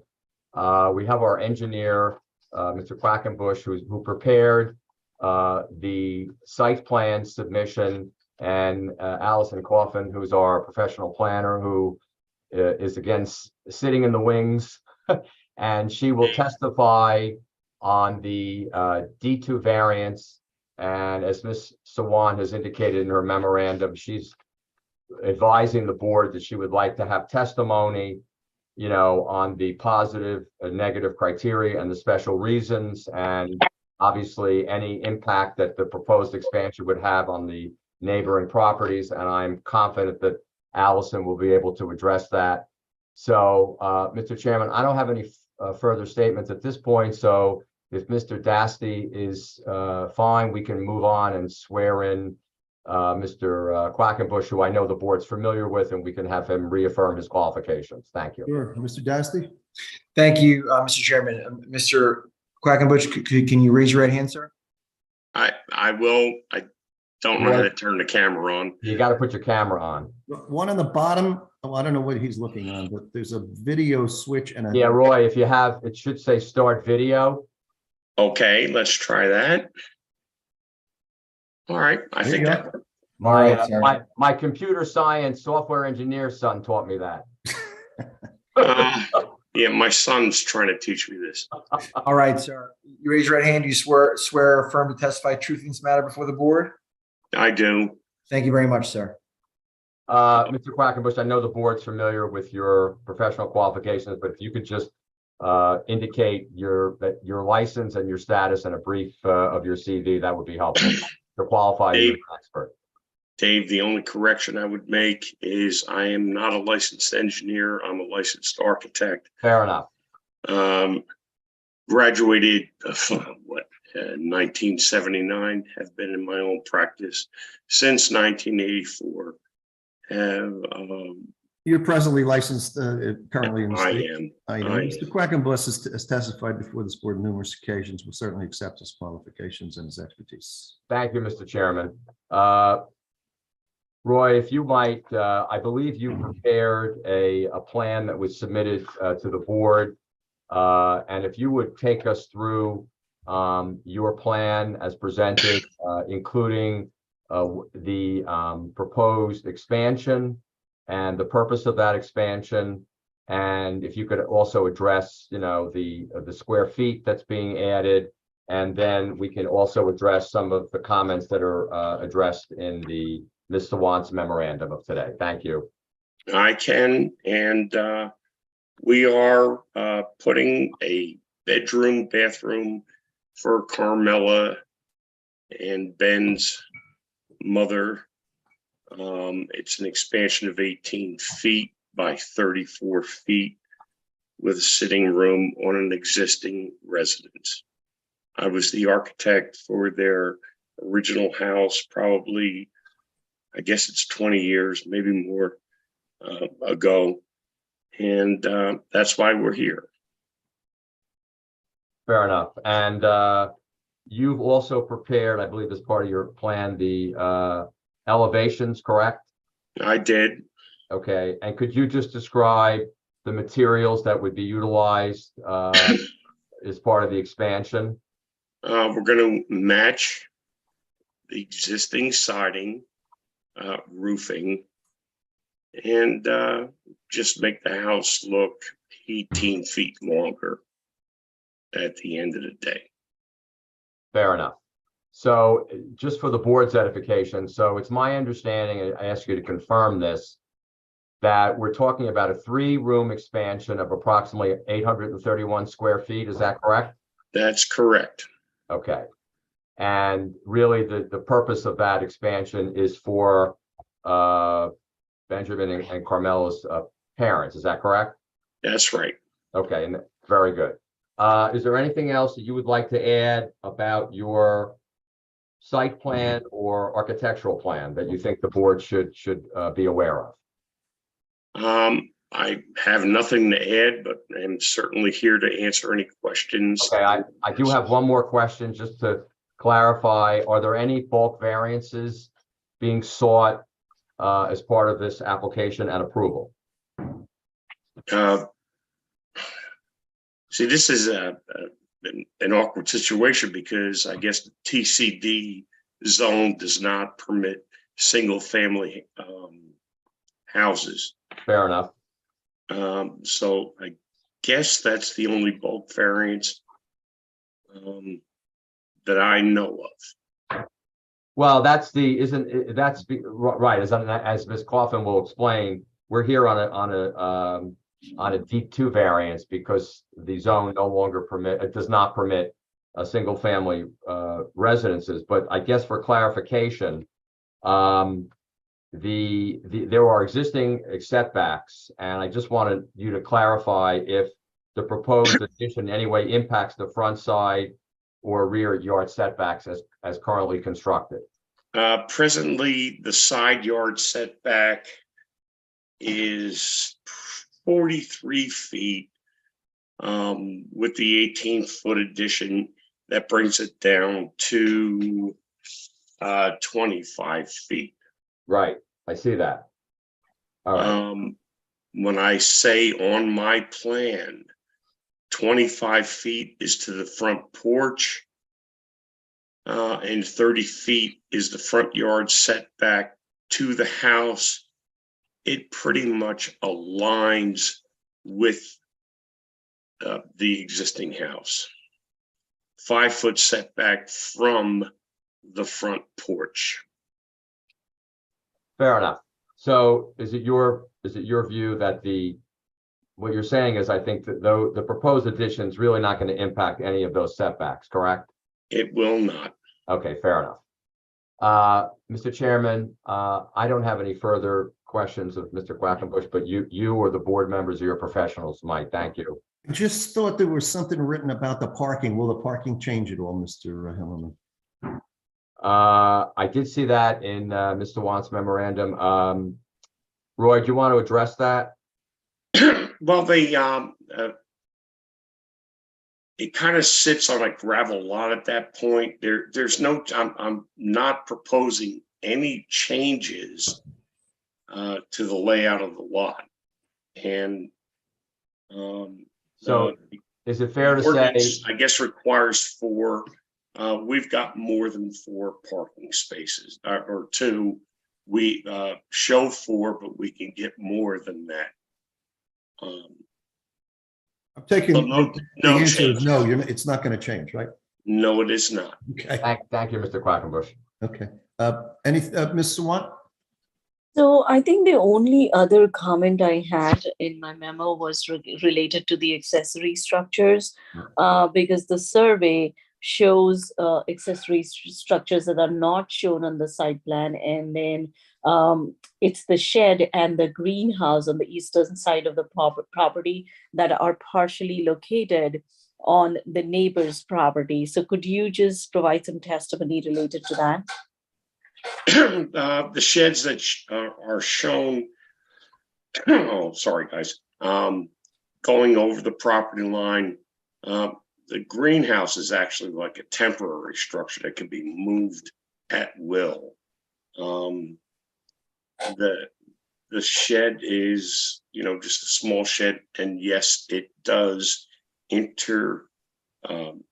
cross over to lot 16.12, which I believe is Ben's father's property.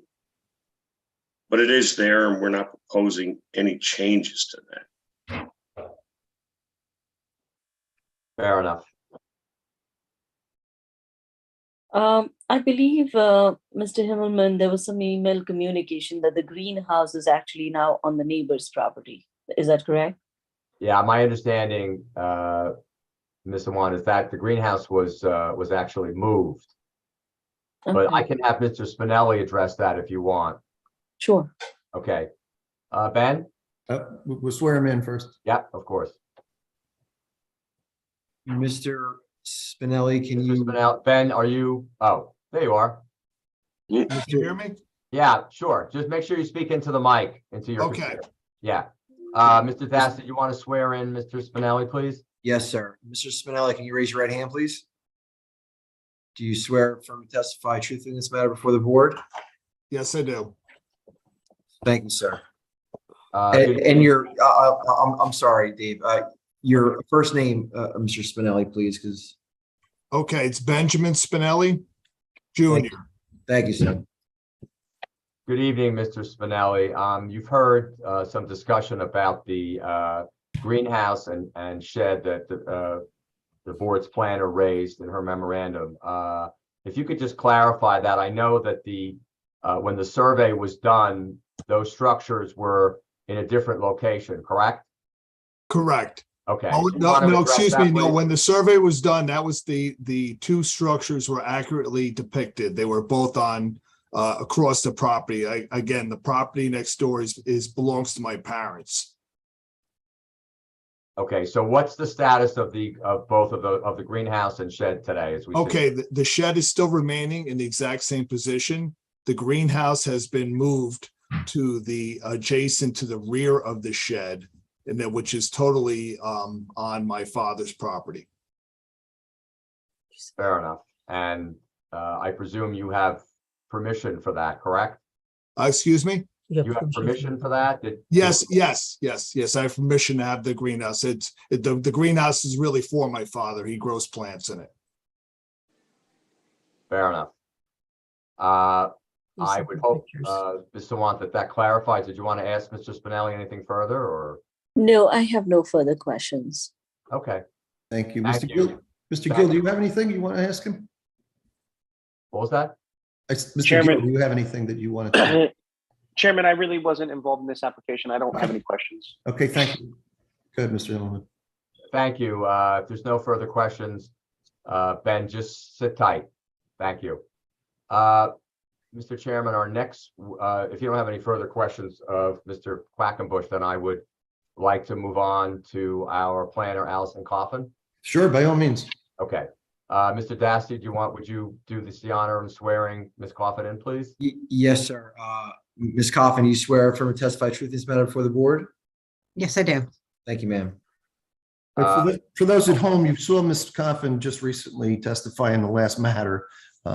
She's playing a doubleheader tonight, and she's testifying in this matter as well. Her credentials obviously stay the same. Our acceptance of her expertise obviously remains the same. Go ahead. Thank you. Thank you, Mr. Chairman. Good evening, Allison. I would just ask if you could go through the analysis and justification for what our applicant's seeking, which, as you know, is a D2 use variance. And as Ms. Sawant has indicated, she would like testimony, which really generally discusses the existing nonconformity use and how it's going to impact the neighboring properties, which obviously would be your special reasons, and also any detriment to the public good, which is a negative criteria. And if you would lay out the foundations for that, it would be much appreciated. Thank you. Sure. The site that we're looking at here is just under an acre. It's a triangular lot with frontage on Highway 516, and the site contains a single-family dwelling with a pool and a shed. The applicant proposes to construct an addition to this home that contains a bedroom, a bathroom, and a sitting room. This is to provide living space for an aging parent. Sometimes this is called an in-law suite.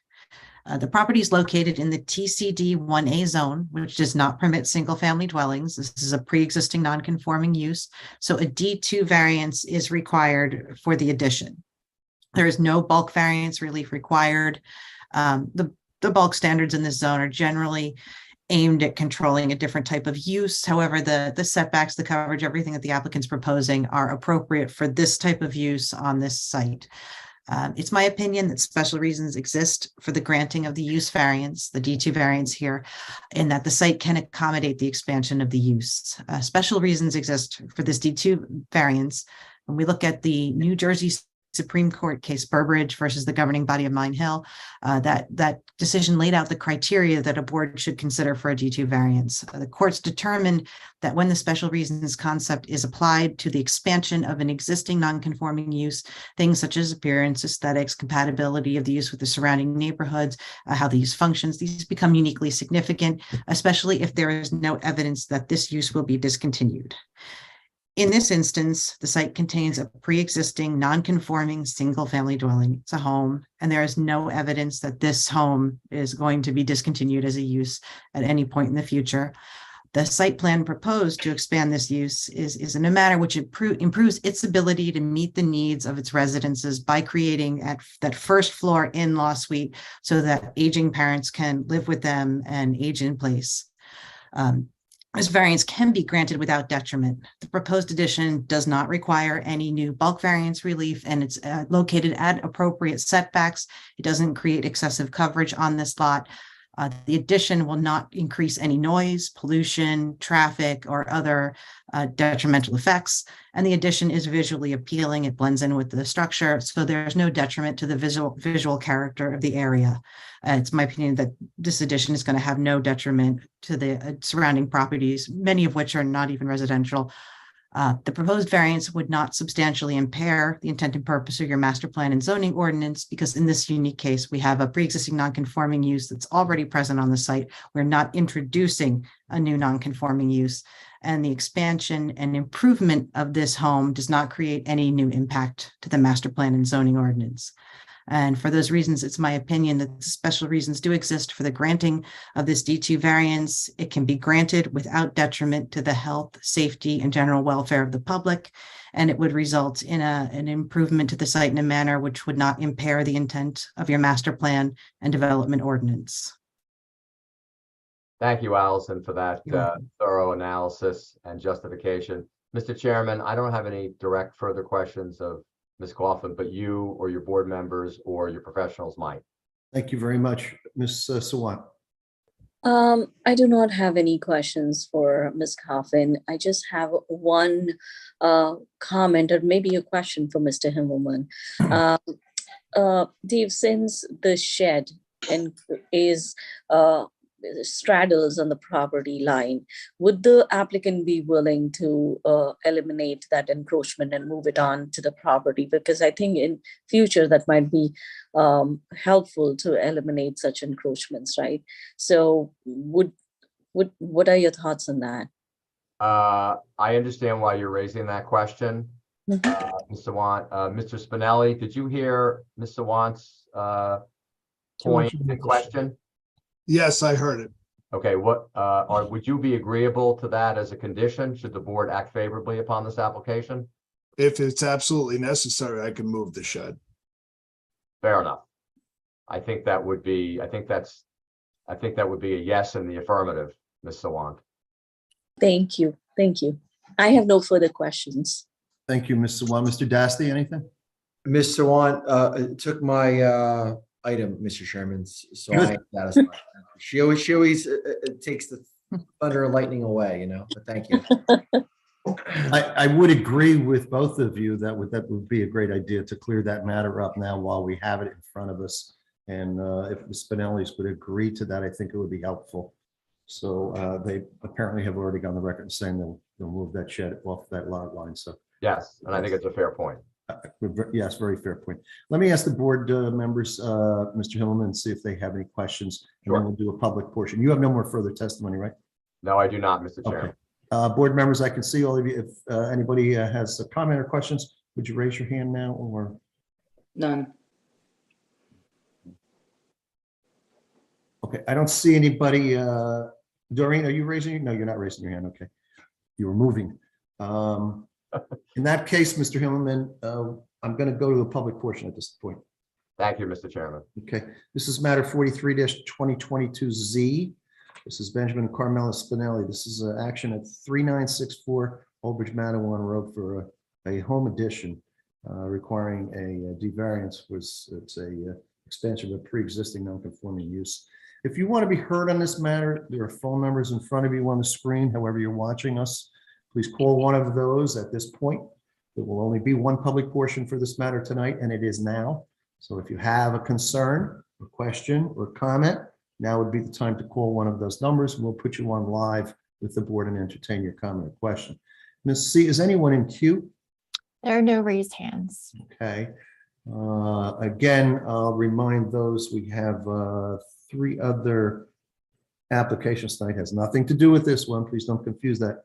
But now would be a good time to write one of these numbers down if you feel like calling in later, so you have easy access to it and you wouldn't be stumbling trying to find it. Once again, this is for the matter at 3964 Old Bridge Madawan Road for a home addition. If you have any comments or questions, please call the phone number that you see in front of you on your screen. Anybody coming into queue, Ms. C? No, Mr. Chairman. Mr. Dasty, your comments? That's sufficient time, Mr. Chairman. All right, thank you very much, Mr. Dasty. I'll close the public portion. You have any final comments? Oh, you know what? Hold on. Before you say anything, Mr. Himmelman. Board members, I'm going to ask something of you now before we close this matter out. You realize that this is a D variance and it would require all the 5 board members voting in the affirmative for the action for us to grant. So if there were anyone have a problem with it, now would be a good time to please voice your opinion. I'm looking across and I don't see anyone, Mr. Himmelman, on my screen. Okay, I see no one, Mr. Himmelman, so I'll allow you to have your final comments. Thank you, Mr. Chairman. First, I want to thank Mr. Chairman and the board and your professionals for allowing us to present this application. I do think this is a unique situation for those of us who have elderly parents or people who we need to take care of in our families. To have an in-law suite or a parent suite, as Ms. Coffin indicated, is something that I think is admirable. I don't think this application it will be a detriment to the community. In fact, I think it's should be looked upon favorably. I thought Ms. Coffin did an excellent job in her analysis of the D2 justification.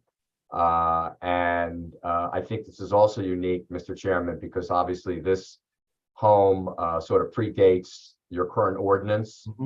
So I'm not sure that necessarily this homeowner should be penalized for that. And I think that they have really designed a thoughtful addition that is an appropriate expansion. And for those reasons, I would ask the board to act favorably upon the application. And I thank you again. Yeah, thank you, Mr. Hillman. I'll echo your comments. This is it is an admirable position that children who were raised by parents now have to take care of their parents at the end of their lives, where they can house them within their own building and make sure that they get the health care and the meals and attention that they need. I think it's fabulous. Obviously, this is a perfectly suitable site to do so. Right. And the Spinellis want to undertake this. Why would we stand in the way of that? At least that would be my comment. We'll see what the board thinks. Would you like me to call for a vote, sir? I would, Mr. Chairman. Thank you. All right. Board members, this would require one vote, and it's a D2 variance. It's D2 for expansion of the pre-existing non-conforming use. I think they're putting on a 3-bedroom expansion. It's a total of only 31 square foot as put on the record. Would someone be in favor of moving this for an approval? And Mr. Chairman, just so I can, I'm sorry, just so I can remind the board members, there's only 5 of you. So in order for the use variance to pass, all 5 of you would have to vote in the affirmative. Thank you, Mr. Dasty. All right, I move it. Go ahead. Mr. Testaverde, you in favor of moving it? Yes. Is there a second? Connor, I'll second. Roll call, please, Ms. C. Mr. Connor, Yes. Ms. Chevalier, Yes. Mr. Scogno, Yes. Ms. Testaverde, Yes. Chairman Sullivan. Absolutely. It's a wonderful thing that you're going to do for your folks. Mr. Chairman, thank you and the board members again. We very much appreciate your support of this. And Mr. Chairman, as you indicated, I want to wish you, the board members, and all of your staff happy holidays and a happy and healthy new year. Yes, thank you, Mr. Himmelman. Of course, the resolution would be ready for the next, I would assume, next meeting. Mr. Dasty, correct? Yes, Mr. Chairman, I'm going to work hard to get it on the reorganization meeting agenda. So I will try to get to Mr. Himmelman hopefully early next week. Fair enough. Thank you, Mr. Himmelman, the professionals, and the Spinellis. Thank you all very much. Thank you very much, board. Good night. Okay. Take care. Good night. Thank you. Good night. Okay, unless anybody needs a recess, I'm going to move on with the C variances. Seeing nobody objecting, we're going to move right on with the 44-2022Z. This is Jesse and Kathleen Templeton, block 10259.14, lot 5. Location, physical location is 68 Greenwood Road for an in-ground pool. This would require a C variance. Do I see the Templetons here? Yeah, right here. Oh, there you are, sir. Okay. Will you be testifying alone, or do you have other witnesses tonight, sir? I believe it's just me. Okay. Let me just give you, before the board attorney swears you in, let me just tell you a couple things. You're representing yourself. Obviously, you don't have this, you don't have counsel, and you're not required to have counsel. There would be a record of this because this is being filmed by YouTube Live, so there would be a permanent record. But there are certain proofs that you have to put on the record. You're going to have to cite certain things why you're here, what you're going to do, how you're going to accomplish that. And then Mr. Gill, who of course is the zoning officer, is going to tell us why you have to, apply for a variance. Okay. So if you have any questions along the way, feel free to ask. We may have some questions for you. You may have questions for us. We do have to open up a public portion. And then, of course, if you wish, we would call for a vote. This matter requires a plurality vote and not a majority, and not a supermajority. So while there are only 5 members, you would have to gain 3 of the 5 members. Okay. Okay, so you can proceed at your own pace, but first, Mr. Dasty will swear you in, sir. Thank you. Mr. Templeton, can you raise your right hand, please? Do you swear affirm to testify truth in this matter before the board? Yes, And can we have your first name, please, sir? Jesse. And Mr. Chairman, if you'll indulge me, I think on these C variances, it might be helpful to the applicant. You can put your hand down, sir. Oh. It may be helpful for the applicants on the C variances if maybe Mr. Gill could just explain what the bulk variances are sought to help kind of prepare it and tee it up. Sure. If you think that's appropriate. I have no problem with that. So I'm going to steal the applicant's thunder. Okay. So the application for Mr. Templeton at 68 Greenwood is a straightforward application that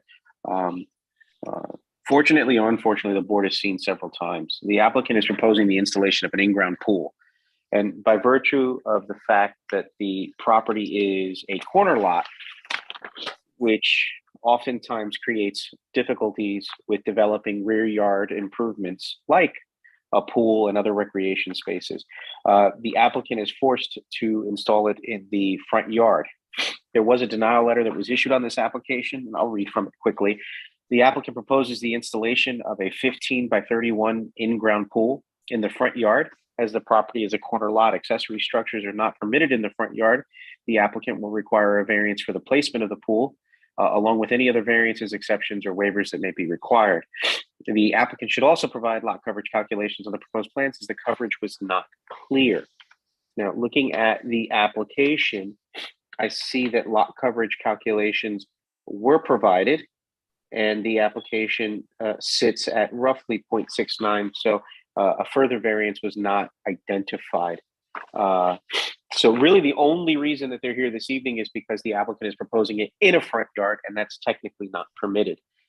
The pool placement doesn't create any spatial variances with regard to setbacks. It is appropriately spaced from the house and from the property lines, save for its location relative to Shadow Lawn Drive.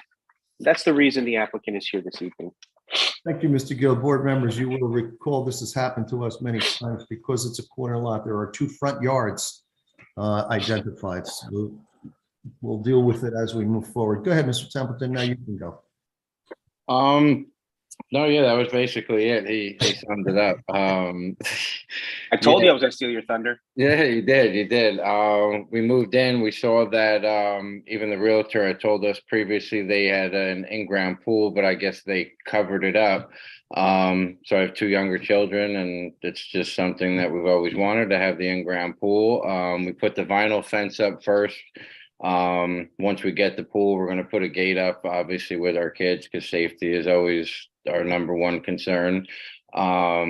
We checked with the contractor doing everything, so we're obviously we know it has to be a certain amount of feet from the fence, so we basically just asked, me and my wife, when we applied, we asked what the requirements are, and that's basically everything we're doing. You're going to said you're going to place it so you meet all the requirements, correct? And you already have a fence around the property, correct? Correct. Yes, we already have the fence. Yes. Would you say that there's no other place you could actually put the pool? For this yard, yeah, no, that would be the only place. Mr. Gill, you have no further comments, I wouldn't think, right? You would agree that's the only place he could really, if he was going to put a pool, he could put it. Yeah, I was gonna save that comment for summary, but yeah, the applicant does have a modest rear yard behind the structure of the home. If he wanted to put in a pool, he likely could, but he would most likely have to reconfigure the pool, probably resize it, and it would suck up most of the property. It would also likely push the pool closer to the property lines, which, we're not talking about a huge difference, but while I think he might be able to get it in a different location, I don't think he'd be able to get this pool in another location. Okay, thank you. Board members, questions of the applicant? None? Okay. Mr. Dasty, do you have any questions? I do not, Mr. Chairman. Thank you. Okay, so basically this is a hardship then, is it not, Mr. Dasty? It is. It's a hardship, Mr. Chairman. The property fronts on two streets, so there's essentially two front yards. As you heard, the board heard from Mr. Templeton, also confirmed by Mr. Gill. There is essentially no other place on the property where the pool will be able to go. There's a smaller backyard or rear yard. As a result, there's topography issues in the layout of the piece of property, which for the board's consideration could meet the requirements for a bulk variance because of the hardship faced with the way the property is laid out. Thank you, sir. Is there anything else, Mr. Templeton, that you'd like to tell us? No, I believe that was it. Okay, I'm going to open a public portion at this time. Okay, sir? Okay. All right. This is matter 44-2022Z. Location is 68 Greenwood Road for an in-ground pool requiring a C variance. There's phone numbers on the screen in front of you. Should you have a concern or comment, I'm going to ask you to please call one of those numbers at this time. This will be the only public portion on this matter. So if you have that concern, now would be the time to call. This is basically a matter that's come before the board because obviously there are all corners, and when you have a house on a corner, you wind up with what's called two front yards. And by ordinance, the pool is not supposed to be in a front yard, as one might typically think of someone placing a pool if they just had one front yard in their front yard would look rather silly. So this is prohibited by ordinance, but we can issue a variance should the board agree. Is there anyone in queue? Ms. There are no raised hands, Mr. Chair. Okay. I think I talked enough, Mr. Dasty, don't you? I would never say that, Mr. Chairman, but I believe that is enough time to wait for anyone to chime in, sir. Okay. Mr. Templeton, I'm going to go back to you and I'm going to ask you a question. I'm going to ask you, you will obviously obey all the requirements of doing this, correct? And you Yes, correct, sir. Yes, correct. Permits, you'll do everything that's necessary, correct? Correct, 100%, yes. And everything you've told us is the truth, obviously. Yes. Okay. I'm going to ask you if you'd like me to take a vote. Yeah, I'm ready. Okay, very good. Board members, this is just for a bulk variance for the hardship in the C category because it's two front yards. Is someone in favor of moving this for approval? Chevalier to move it. Is there a second to Mr. Second, Scogno. There is a second by Mr. Scogno. Roll call, please, Ms. Mr. Connor, Yes. Ms. Chevalier, Yes. Mr. Scogno, Yes. Ms. Testaverde, Yes. Chairman Sullivan. Yes, best of luck with your project. You'll need the resolution, which will be forthcoming, right, Mr. Dasty? Yes, Mr. Chairman, if you want to indulge me, I can ad lib one right now and get it prepared and signed off tomorrow. If you would be so inclined, go right ahead. Thank you, Mr. Chairman.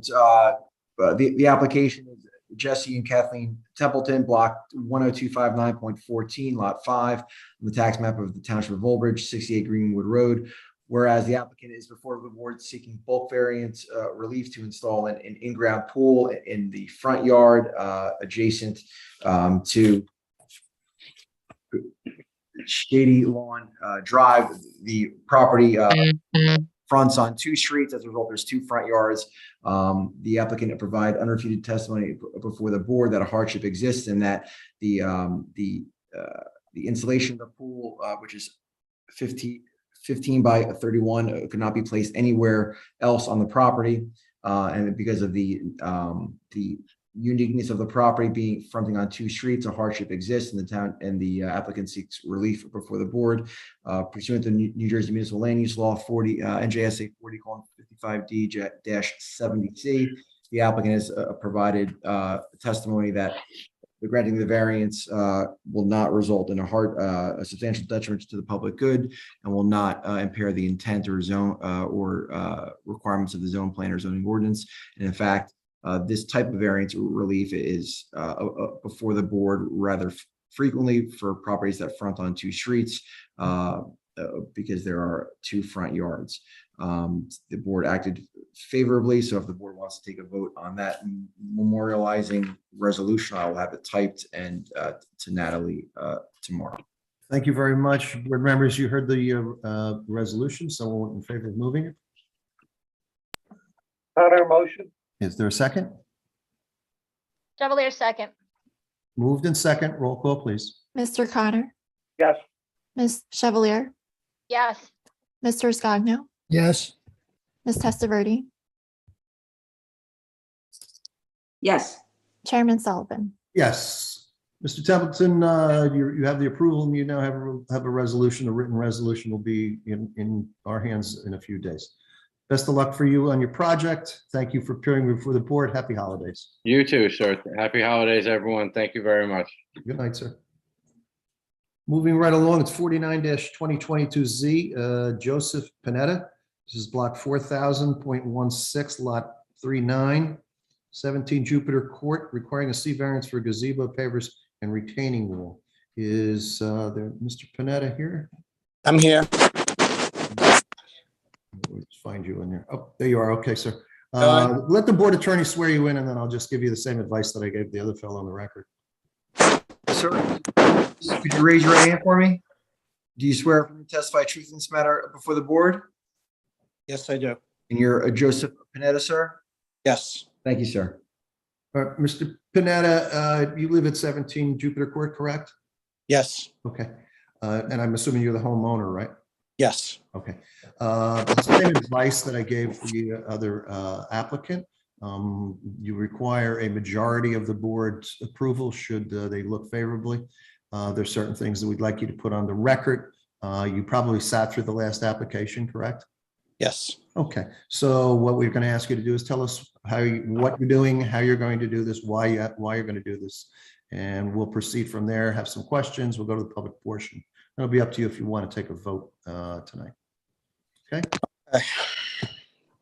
Basically, this thing is about the existing gazebo that was built without a permit. I didn't know the rules. Apparently, one of my neighbors complained, and then also, there was also about the pavers that was also there as well.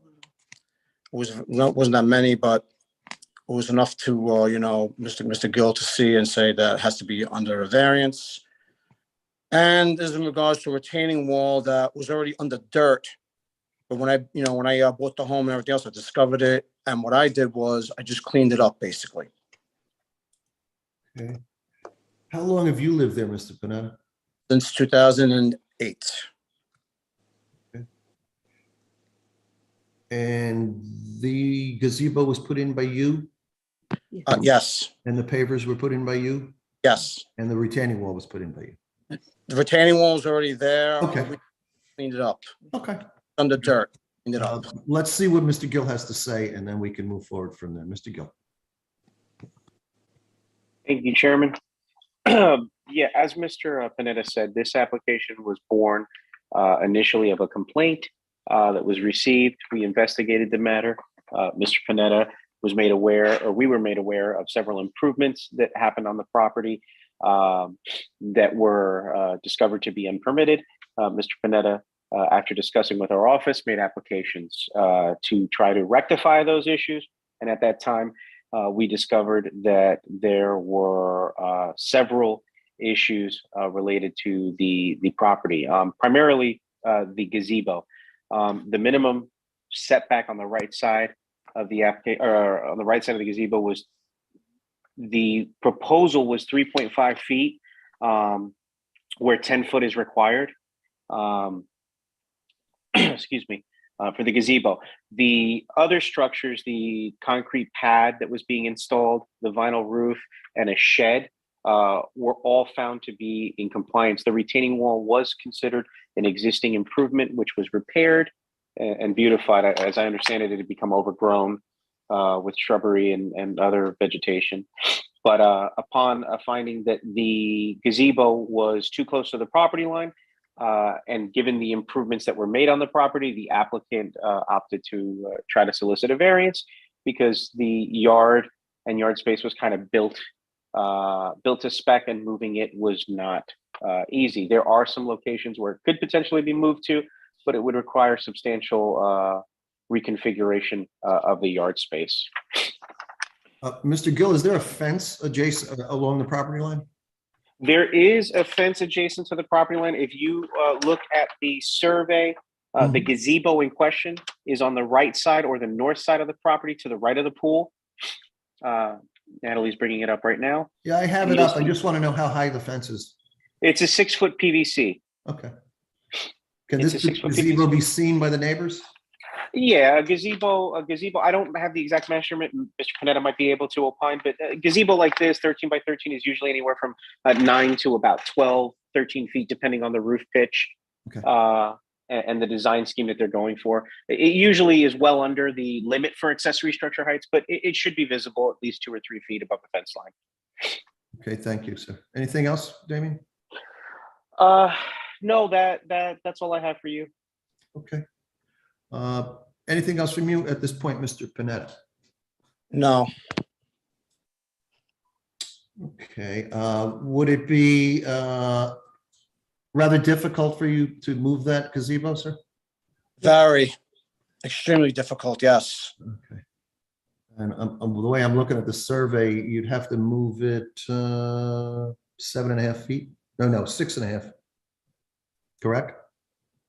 Correct. Okay, and that would, I guess, move towards the pool itself. Yeah. And then my chairs will be in the pool, actually. Well, yeah, I can see it's rather tight. Okay. Let me ask the board if they have any questions, board members. Anybody have a question about the property here? Obviously, you can see the survey that was posted up. What is, as I look at your survey, sir, if I were then, I guess in the front of your home, there's a house to your immediate right? Yes. Okay. Facing- And one to your left as well, I guess, right? Correct. And to the rear? Yes. I have actually 1.5, behind me. Okay. All right. Mr. Das, do you have anything for the applicant? I'm sorry, Mr. Chairman. I was just going to ask, and Damien, if I missed it, I apologize. So the bulk variance is the accessory structure itself, or is it the setback? It's the setback for the accessory structure. So the setback, because the structure is 13 by 13, it needs to be 10 feet from the property line. He's only proposing 3.5 feet from the property line, which normally for a small accessory structure is permissible. He just went over the limit. Okay. And then the issue with the pavers? The pavers were not an issue. They Not an were issue. originally unpermitted. Okay. They have not been approved because they're tied to the same application. All right. And I've heard you say that the retaining walls are not an issue. Yes, correct. And I just want to ask the applicant, sir, when did you install the gazebo? 2015. Okay.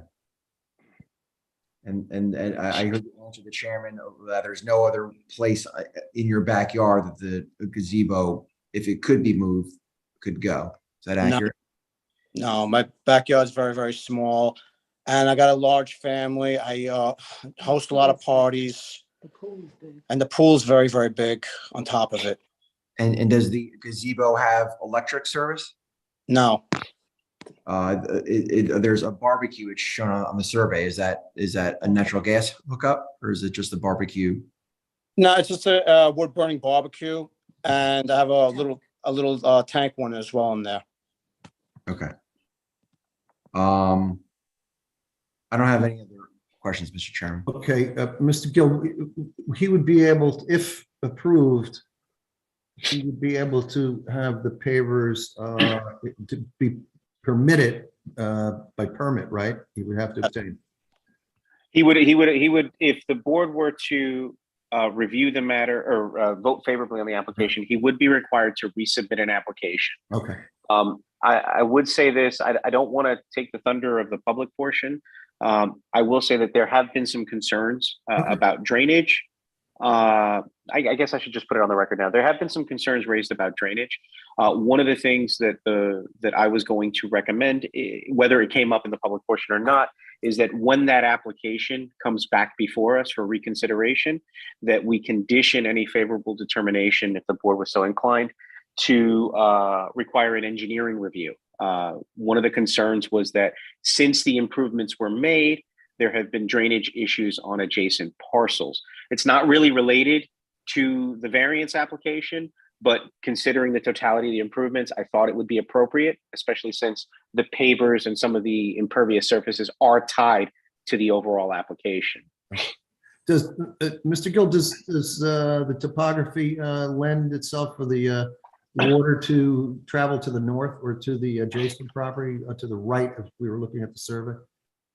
To be honest, Chairman, I'm not too familiar with the topography of his property. What I will say is that if you look at his survey, to the left side of the concrete patio, you'll see where it says grate and grate just behind the steps coming out the back of the house. Yes. Those are two, I believe, drainage grates. And then you'll see that there's a little box cut out just above the one on the left. So there is a step up, and then there's a retaining wall in the back. I am aware from doing investigations on the adjacent property at 15 that the property does grade front to back. So it's high in the back and it grades down towards the houses as you go towards Jupiter. Is that correct, Mr. Panetta? Yes. So the property is higher in the back. So really that without taking into consideration the improvements he's made, the property drains really from a westerly to an easterly perspective as we're looking at the survey. So at a default, no, it wouldn't necessarily create drainage issues for the adjacent parcels to the left or to the right, but certainly improvements can affect that, and drains and things like that can affect that. Let me ask you, Mr. Gill, would a review of the matter be tied to the approval if there were one? If the board were to condition it, which would be my recommendation, then yes, I would condition it, because a zoning review for impervious surface for a single family home, something like this, would not normally go to our engineering office for review. Since the matter is being brought up and they're seeking relief, it's perfectly appropriate for us to consider that. Mr. Dasty? I think it's appropriate, and we'll ask Mr. Panetta, so we can certainly agree that if the board were to act favorably, Mr. Panetta, that you would have to submit the issue with regard to drainage to the township engineer's office for review. You would have to follow any recommendations that the engineering office would have in terms of because of the topography of your property to help alleviate any drainage concerns that would affect not only your property but also the adjacent properties, your neighbors. You understand that, sir? Yes, I understand that.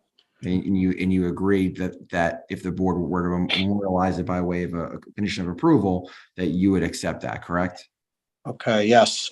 However, one thing, we just mentioned before how the back of my home grades towards the front of the home. I don't have any water problems in my basement. I don't. So that's what I'm saying. So the drainage not become an issue. But sir, it's not just your property, right? It's to alleviate any concerns or excess drainage from your property onto your neighbor's property or the surrounding properties. Okay. Okay. Well, yeah, Mr. Panetta, just so you know that any waters that come onto your property, wherever they come from, it would be rainwater. It has to be contained on your property. It can't be pushed off to someone else's property. Yeah, I'm aware of that. Okay, that's all I want. That's all I want to make to affirm that you know that. Okay.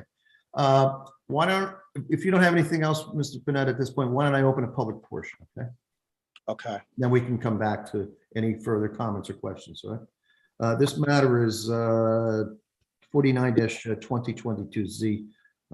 This is the location is 17 Jupiter Court for C variance for gazebo. The retaining wall's out. I think it's a setback issue along the north side of the property. If you have comments or questions concerning this particular matter, please call one of the phone numbers that you see that are on the screen, however you're watching our meeting tonight.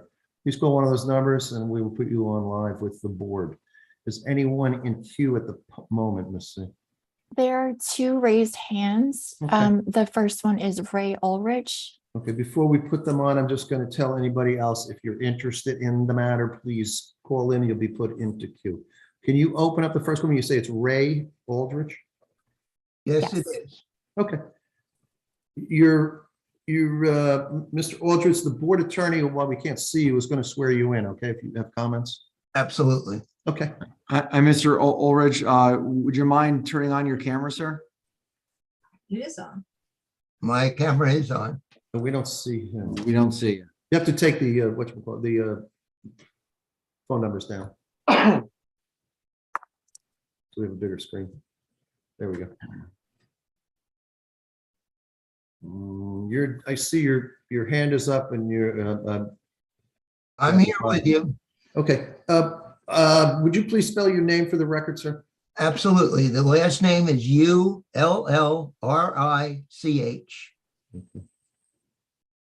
All right. Well, Mr. Ulrich, are you raising your right hand, sir? I am. Do you swear from testify truth in this matter before the board? Yes, I do. And Mr. Chairman, it's up to the chair. I mean, I think we usually like to see who we're talking to, but I'll defer to you, Mr. Chairman.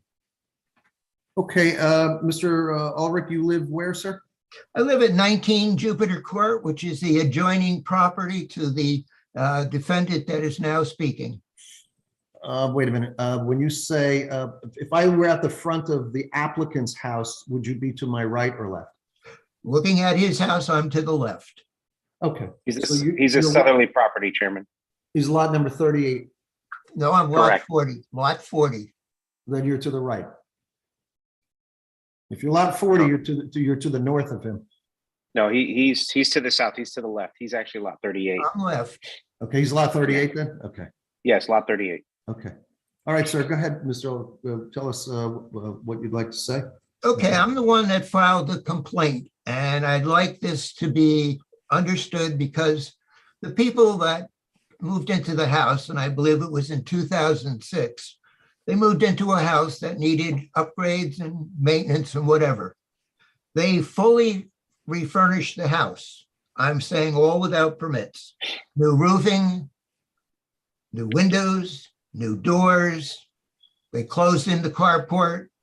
They added garage doors. They added everything as far as permastone to the front of the house. And that's the way the house now stands. And again, let me include something before we go further. I filed an Oprah, my working life, Sears Roebuck, sales manager, which was a corporate manager. I dealt with installed home improvements. I'm fully aware of requirements for permits. I'm also familiar with codes, and I was with Sears for 31 years before I just retired. The notice that I received in partial is correct. Let me move to the backyard. This is the primary concern. The backyard, they brought in moving equipment for the earth. They were able to extend the length of the flatness of their backyard. He mentioned they have an in-ground pool. He never mentioned that he's got a permanent outdoor kitchen measuring approximately 20 feet wide, 10 feet deep with a shingled roof. Also, in the back there is an in-ground swimming pool. The concrete that was poured from property line to property line. No easement for drainage. My property is a swamp. I had problems with the drainage. I've had water in my basement. My house, when it was built in 1968, never had a sun pump into it. All is dry. My property now, when it rains, as I repeat, looks like a swamp. His claim to fame was that he put in drainage. The drainage he put in was depth within the property, not taking the water from his property to the street. My property is horrible. I couldn't sell my property now if I wanted to. My next step would be a lawsuit. If you want me to continue, the person who was out here is Phil Stanton. He was the one that made the on-site inspection. He took pictures of the backyard. He in turn spoke with Damian Gill. I have spoke with Damian Gill. I've spoke with Phil Stanton. I also have a signature copy of the one who performed the search on permits. As of 6:30, there were never a permit for this property, never a single permit for anything. This goes to the fact that this is totally unacceptable. I mention this because I've not heard anything since mid-July. The last person I spoke to is the employee there, Damian Gill. He, at the time, wrote to Phil Stanton asking him why they had extended the time for him to make the improvements. I never received an answer. When this came in the mail, a certified letter, this was the first time that I knew anything was going about. These people next to us, I'll tell you, initially we were neighbors. I was in their house after they included the improvements. The basement has been finished. The entire house, the kitchen, the bathroom, everything has been improved. Not a single permit. Ratables are also required for permits to know what taxable you are sitting on. I've checked their taxes. The improvements have not been there. Their property they purchased at $300,000. It's probably worth now $7 million. Check this all out. Prove me wrong. As I repeat, I've been through the course of a lawyer. He has told me exactly where to come from. You have the facts. Prove me wrong. That's the end of the case. Anything else you want to tell us at this point, sir? No, sir. I think I've been thorough. And trust me, my background was, as I repeat, 31 years with Sears, sales manager of installed home improvements, plumbing, heating, and air conditioning. Okay. I don't personally know. I mean, obviously, I take you at your word that all this happened and that there were no permits issued for anything. I don't know what needed them, what didn't need them. But would a review, Mr. Dasty or Mr. Gill, of this go into that depth where whether or not they did it before, they'll have to do it after the fact? I think that's why he's now asking for permissions or an amendment. Well, okay, hold on, Mr. Ulrich. I was asking the. Oh, I'm sorry. No, that's okay. Just stay on the phone. I was asking our board attorney. Yeah. Thank you, Mr. Chairman. I mean, the application before the board is for bulk variance for the gazebo. So that's what's before the board. Now, certainly if there's allegations that other work was done without a permit, I mean, Mr. Ulrich can call the code enforcement officer, that can be looked into, but that's not before the board right now. And there's just no way to consider that or to have a case about that right now. I understand that. I was more curious when they were doing a review of the property because of the drainage. The drainage was the issue, is the issue. Yeah, I know. That's what I'm saying. That when the board, I mean, when the township officials, if they did such a review, Mr. Gill, would there be other matters that might be addressed or questioned? No, Chairman. When we received the complaint, most of what was stated, now maybe not to the degree that it was stated, but a lot of the exterior improvements that were identified by this resident was brought to our attention. What you see before you this evening is the culmination of the things that we could prove were done by this homeowner, that we could prove that we were sufficiently comfortable, we could prove were done without permits and in violation of our ordinance. We could not prove some of the exterior improvements were done by this homeowner, and therefore we did not pursue the matter. That's why the pavers along the southerly property line and some of the concrete wasn't identified as a variance condition for this application. Certainly, I don't recall the extent of the violations, but if allegations were made about work without permits, those either would be going forward or would have been forwarded to our construction office. As you like to say that you may not know things particularly, I know you're well informed and you understand that there are two procedures generally that control permitting, and that is the zoning side and the construction side. A lot of the allegations that were just proffered to the board involve work done without permits, construction work. The zoning office wouldn't necessarily get involved in those things. We would have received those complaints through our code enforcement office, as Mr. Dasty said, and we would have forwarded it to the building department. I can certainly look into those things for the board for the next meeting, but what you see before you is the culmination of the things that we thought we could prove, and the applicant has agreed to come and seek the relief for those items, or item in this case. Right, and Mr. Ulrich, and I asked that question, and I wanted you to get an answer on that. If you're involved in any litigation, any civil litigation, that's certainly you're right. But this board, as Mr. Dasty alluded, we have limited enforcement power in that case. We are dealing with just the merits of this application, and really what's come before us is that the gazebo is beyond the minimum setback. So it's supposed to be 10 foot and it's at 3.5. That's really what we're talking about here. The other matters are not even in play for us. All those other matters. Excuse me, I'd like to read to you a letter that I sent by email to Mr. Gill. And this was sent at the end of June. Well, I would ask, what would that be in reference to, sir?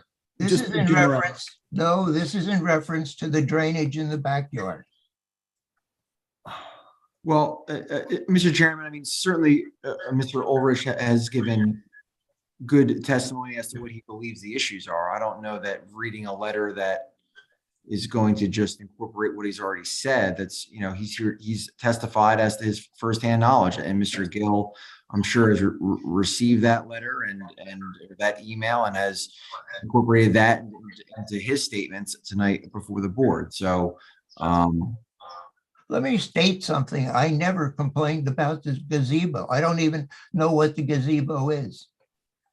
well, sir, but to be fair, the application before the board tonight is with regard to the gazebo. So we're here to talk about tonight the gazebo. Where do you suggest then that I go from here? Because what I'm complaining about, or do I have to file a new complaint, is about the fact that this property was upgraded from Rule 1 for everything on the property. Well, sir, as Mr. Gill alluded to, and as I try to, if you believe that there are outstanding violations on a property, whether it's this property or another one, you should call the code enforcement department in the township. Tell them that you think there's X, Y, and Z on a property that were done without a permit, and the code enforcement officer will confer with the construction office. They'll go out and do an inspection, and if there's, you know, in the extreme scenario, a house that was not there before and there were no permits taken out, then the township's code enforcement officer department would take action. But those types of issues have nothing to do with the application before the board tonight, that the applicant is seeking a bulk variance relief for the side yard setback because of the gazebo, which is on the opposite side of the property from where your property line is. Could you name the code enforcement officer for Old Bridge? Mr. Dasty, if I may? Please. I was going to recommend speaking to the supervisor and code enforcement. There are two individuals you can request to speak to, Mr. Ulrich. One is Keith Brennan. That's Brennan. He's the assistant construction official. And the other gentleman that you could potentially speak to is Matt McGowan. Matt McGowan is our construction official, and they oversee the construction office and the code enforcement office, the day-to-day operations. You can vet your concerns with them. and hopefully be satisfied that, the supervisors in charge of those offices will take the matter and address it however is appropriate. Okay, I appreciate your comments and rest assured, whatever steps I must take, legal or otherwise, I will do. Thank you kindly. All right, thank you, Mr. Ulrich. Ms. C, you said there's one other call, correct? Yes, can you hear me? Hi, yes, the gazebo is, Hold on. Who is it? Who are we speaking to?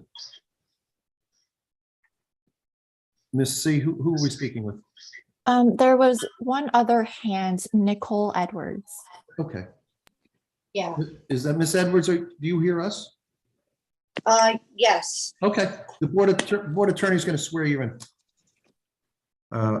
Miss Edwards, let me just see where you are. I don't see her on the Oh, screen. I'm sorry. Miss Edwards, are you in the room with Mr. Ulrich? I think she's in the room with Mr. Panetta.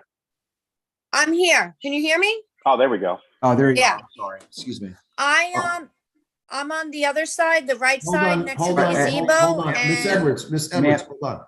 I'm sorry, sir. Ma'am, can you please raise your right hand? Yes, Do you swear or affirm to testify truth in this matter before the board? I do. Thank you, ma'am. It's either that or removed. Okay, Miss Edwards, you live where? I live next door. I'm at 15 Jupiter Court. You're at 15. Okay. I'm at lot 40.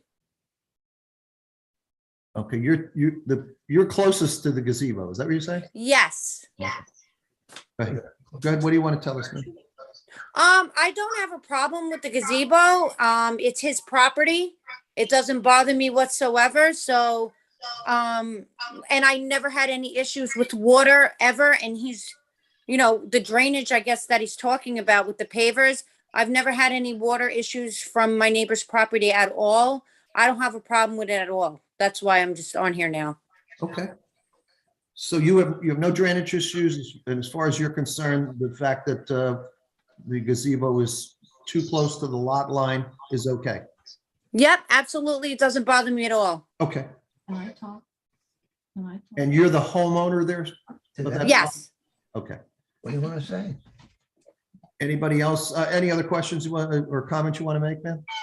Excuse me, can I say something? This is Mrs. Ulrich. Well, hold on. No, you haven't been sworn in. Oh, I'm sorry.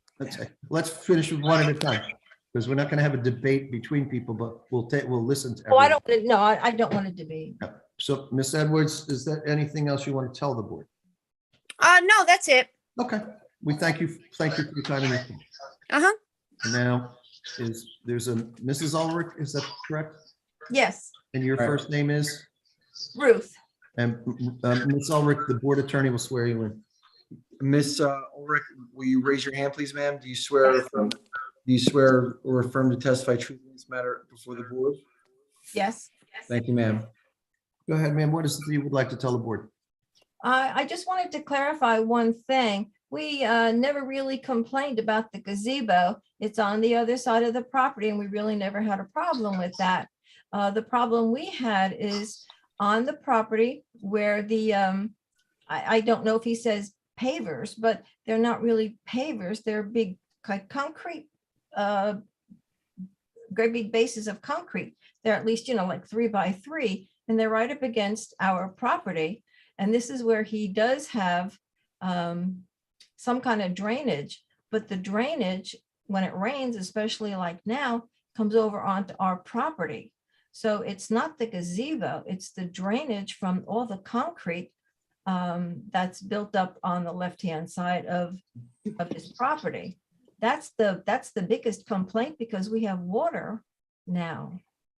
In your yard? Yes. Okay. Well, one of the suggestions was there was going to be an examination of the property that to see exactly how that is, what's going on there with. But the gazebo stands alone. I mean, that's a separate issue that can be controlled by the board. The other issues at this point cannot, because nothing has been brought to this board on that until such time as perhaps they might have to reapply for something before more other variances. Well, like I said, I don't think we ever complained about the gazebo. We said he had it. Yep. But it didn't bother us because it's on the other side of his house, not on our side. So that wasn't a concern. Okay. If there was any water, it might have gone on to Mrs. Edwards, but that didn't have a problem with us. So- Chairman, I think we need to ask Ms. Edwards to mute. We're getting feedback. Yep. Miss Edwards, have you muted your, or I guess she's off. There she is. Okay. Okay, anything else you want to tell us, Ms. Ulrich? No, I don't think so. Okay. Like I said, the concern was the concrete from practically wall to wall and where the water splashes over when the rain comes down like it is now. And it just, floods on our side of the, fence. Okay. Really the only matter before this board that in this application is that gazebo is too close to the lot line. So, Well, like I said, we didn't complain about that. We mentioned it, but we never complained about that. It was Okay. just the drainage. okay.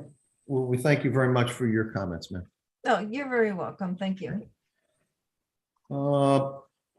Mr. Panetta, anything you'd like to add? Is there anybody else online, by the way, Ms. Missy? I don't see any other raised hands. People have had time to call in. I'll close the public portion on this matter. Is there anything else you'd like to tell us, Mr. Panetta? Okay, first off, if you look at the survey, the side of Mr. Ulrich, it's pavers. It's not concrete. I don't know what he's talking about. That's number one. Number two is the fact that he's saying that his property's been flooded. It's not true. Okay, it's not true. We're not even, I know when I hear to, discuss some personal matters, I understand that. My property grades away from his side. And he has a very, very high ground and to a low ground, just like I do. He's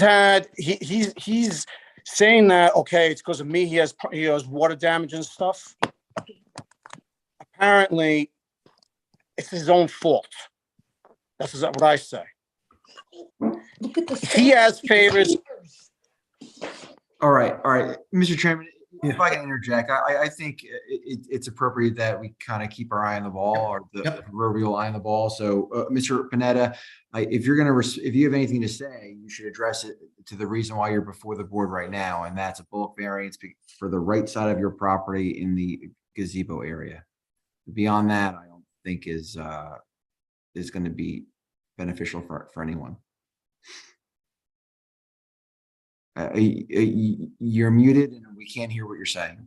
Okay, Hi. this is my wife. I'm Antonella Panetta. Hold on. Hang on, ma'am. If you're Please, going to say anything, you have to be sworn in. Okay. please, are you, okay, can you raise your right hand, ma'am? Do you swear or affirm to testify the truth in this matter before the board? Yes, I will. Okay, ma'am. What is it you would like Okay, to say? so when Mr. Ulrich say that, well, no, not Mr., I'm sorry. Bruce said that there's cement 3x3. Those are pavers. Look at the survey. It says they're pavers. It's not cement.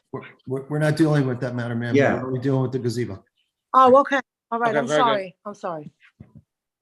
All right, board members, any final questions for Mr. Panetta? Mr. Dasty, can we tie that if the board gave approval as part of the resolution that there would be a investigation of the property for the, I guess, for the drainage? Yes, yes, Mr. Chairman, I believe the condition that the applicants agreed to would be that that he would have to submit to a review by the township engineer, the professional official in town hall, to review the drainage and the impervious coverage of the property to make sure that there are no drainage issues affecting other properties. You understand that, Mr. Panetta? Yes. Okay. All right, board members, we're limiting this to exactly what was said, and that is that there's a C variance necessary for the gazebo being at 3.5 where 10 is required. Is someone in favor of moving or denying this variance? Motion to approve, Scogno. For a second, Second Chevalier. Okay, moved in second. Roll call, please, Ms. C. Mr. Connor, Yes.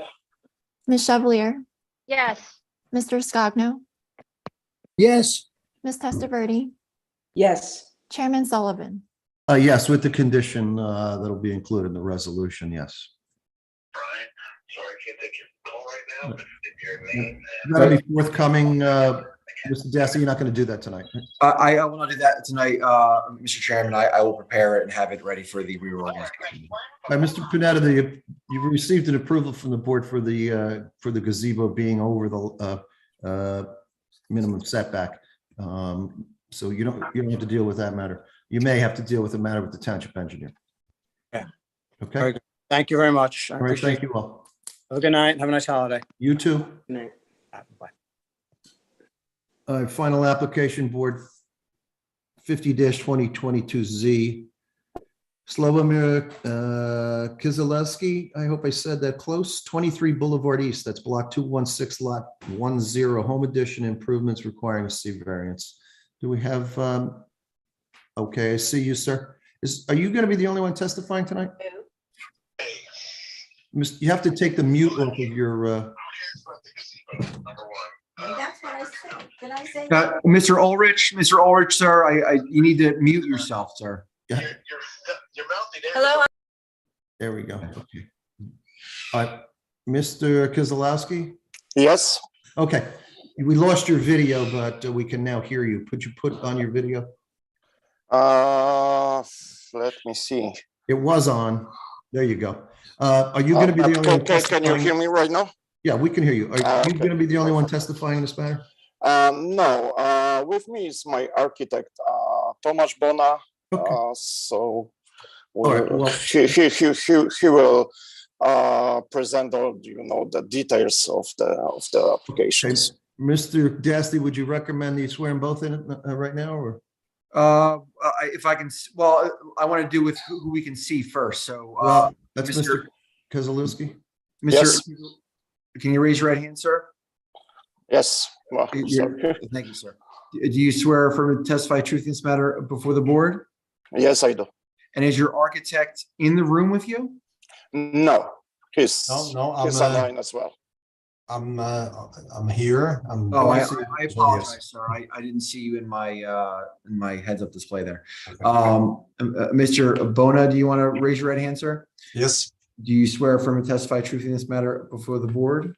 Yes, I do. And Mr. Bona, can we have your full name, please? Yes. My full name is Tomas Bona. It's spelled Tomaszz,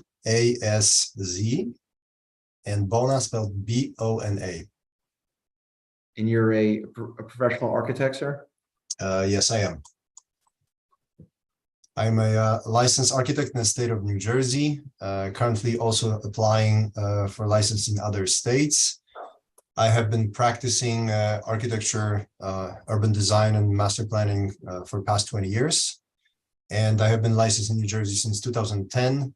My license is in good standing, and I have been testifying from various zoning boards across central and northern Jersey, most recently in Marlborough, Livingston, Bridgewater, Newark, Hackensack, All right, and Mr. Bona, many other we're going to jurisdictions. accept your credentials. I just want to see if the applicant wants to let you take this one and run, or if he wants to introduce it in any way, okay?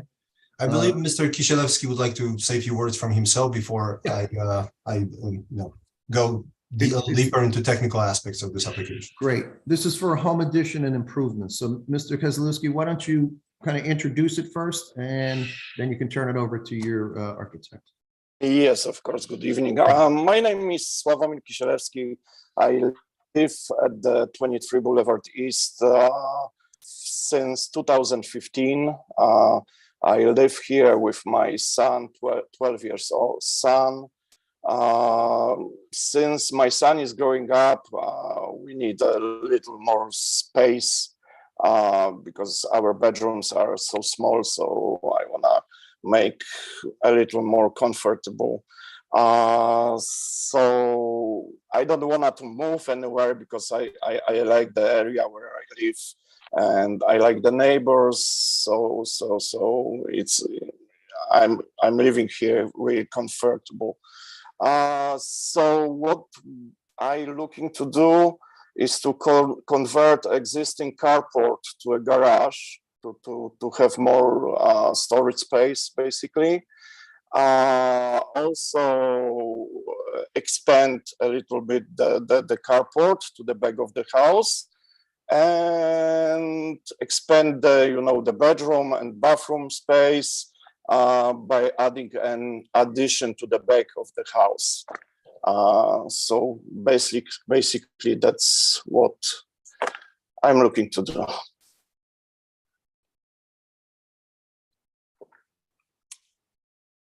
Sorry, I couldn't hear you.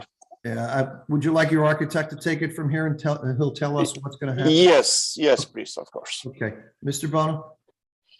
Thank you, Mr. Chairman.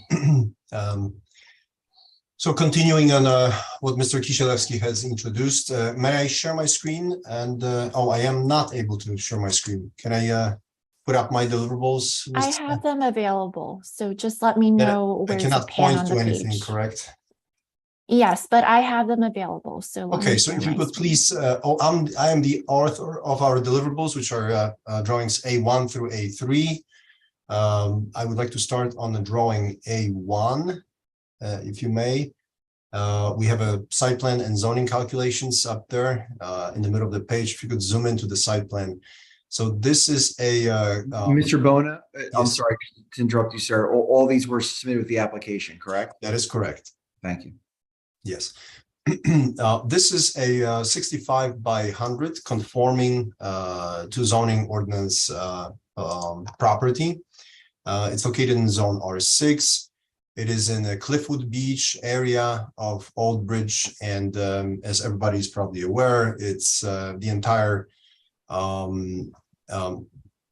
neighborhood has been built out in the form of one-story beach houses, and currently this area is coming through a lot of transformation. Many different property owners are attempting to modify those properties, some of them adding a second floor, some of them expanding first floors, adding porches, entrances, and swimming pools. And so this existing property has a one-story dwelling, which is not dissimilar from any other properties around the neighborhood. One of the challenges that we're facing that is resultant of the fact that we want to expand horizontally is that we have some encroachments into the side and rear yard setbacks. The applicant is not interested in putting up the second floor. He would prefer to keep this house as a one-story, so it's more comfortable for him and for himself and his family. As you can see, the aforementioned carport that Mr. Kisielewski introduced at the beginning is located currently on the right side of the dwelling. The existing carport is located about 9.5 feet from the right property line. So it's encroaching into the required 10-foot setback just by a fraction. And just by the matter of fact of having this footprint, we would like to sort of take advantage of it. And we're proposing to construct that garage within the footprint of existing carport to the same setback as it is, with the slight deficiency, which unfortunately pushes us into a side yard variance. One of the reasons why it is not functionally practical for us to push this side yard those 6 inches in is that there is an existing access from the kitchen to this side of the property, and there is a landing and steps located on the side. So that landing and steps sort of limits or implies the minimum width that we need to preserve within the garage, so that walking around and parking the car and walking around the car is feasible. So that keeping that existing 9.5-foot side yard allows us to have a clear width of about 10 feet inside of the garage. And then continuing on, we are proposing to extend that line, that sort of edge of the garage towards the back, which is defined as a proposed new roof over grade level terrace. So there is an existing paved area that exists on the property, and the objective is to extend the roof over the garage more towards the back, thus allowing the applicant to have an area that's on the terrace, but under the roof. It sort of meets their objectives to have a sheltered entertainment zone that is available to them in the heat of the summer as well as in the cold months. It's just for practical reasons. He would like to have some of the roof terraces located behind the garage and the existing residence. The next the next item that's related to the front yard setback and the front yard variance is the fact that there is a very awkward entrance to the house with steep steps accessible from the side, which in a moment we'll move over to the first floor plan. I can show it in a little bit more detail. So we would like to reconstruct the front entrance, provide some storage space and closet space for coats and shoes, and also make the entrance a little bit more appealing also. Thus pushing us forward. The actual face of the existing house is at 25.4 setback, so it meets the minimum frontage of 25 feet. The new front of the vestibule and entry door would be at 22.5 feet, and the 18.5 is actually a roofed porch area. So it's just a roof on the posts that screens this frontage of the house, the steps, as well as the approach to the garage. So that combination of these two elements creates, an encroachment into the front yard. And the last portion of this application, the last variance that we're seeking, is related to the rear of the property. Currently, this is a 3-bedroom residence. We're not adding more bedrooms. However, we are reconfiguring the existing bedrooms so that they can be a little bit bigger. They're very small, as the applicants stated. They're about 10 by 10 feet bedrooms. So we're trying to create a decently sized master suite in the rear of the house. And then we're adding additional square footage to one of the bedrooms.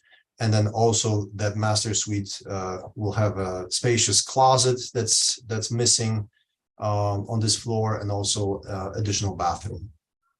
And that, again, with the objective of not adding a second floor and expanding within the footprint within the first floor level. Unfortunately, that pushes us a little bit more towards the back. So we're proposing about 16.5 foot rear yard setback of the new addition.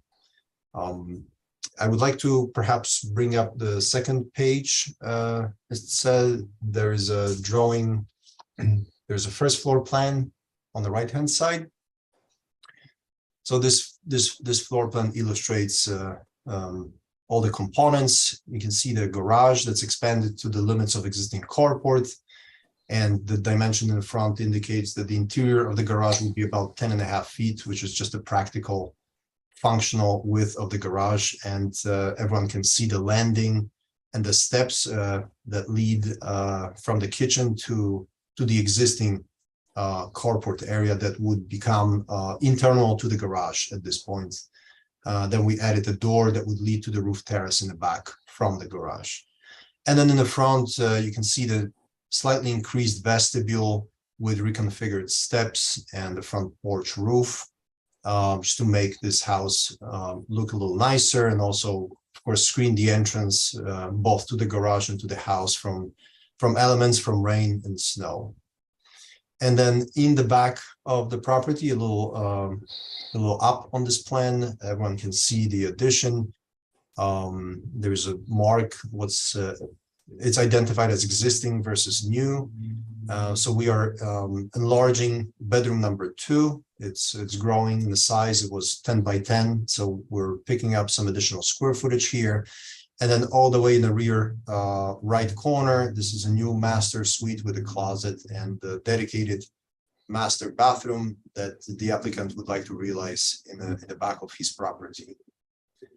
The elevation sheet A3 shows the frontage. The bottom drawing probably shows the best what we're trying to do here. So it is a very gentle approach. We're not this house frontage is not screaming.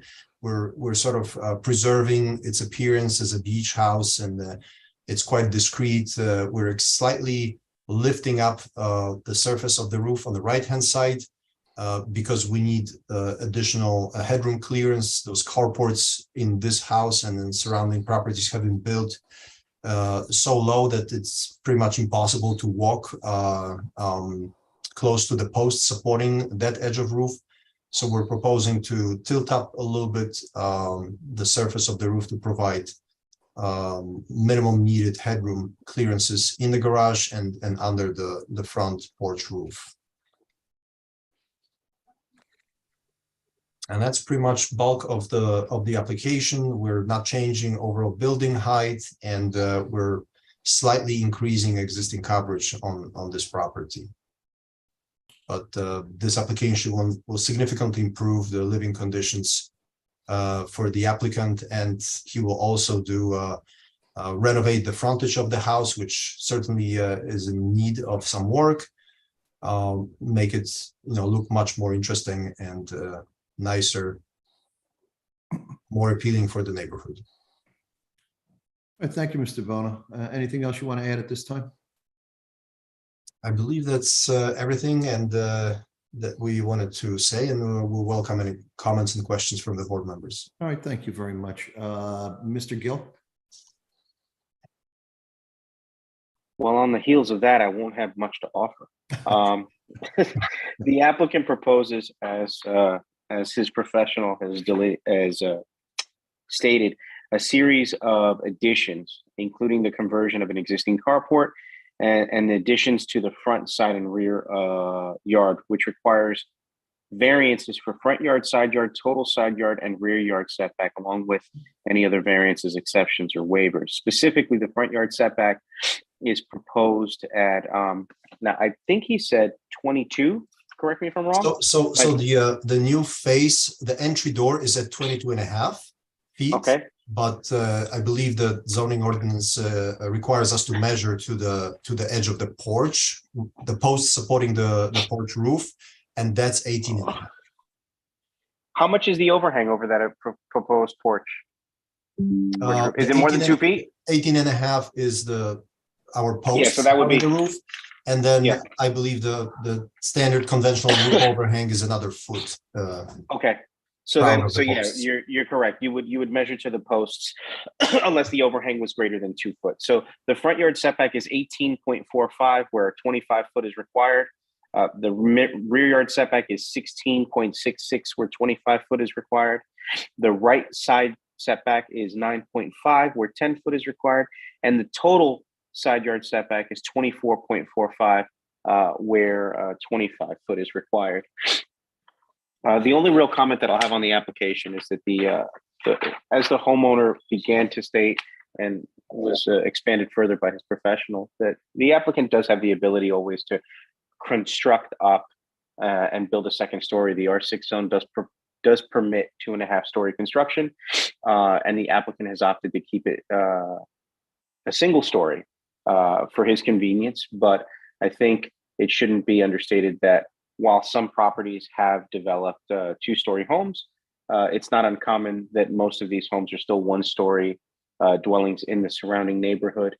And I remember in at least the initial conversations, the applicant stated that he wanted to the extent possible, keep it kind of in line and in character with the neighborhood, and didn't really want to expand upwards because it would have required major reconstruction to the existing dwelling, and he just didn't think it was going to meet his design, his overall design scheme.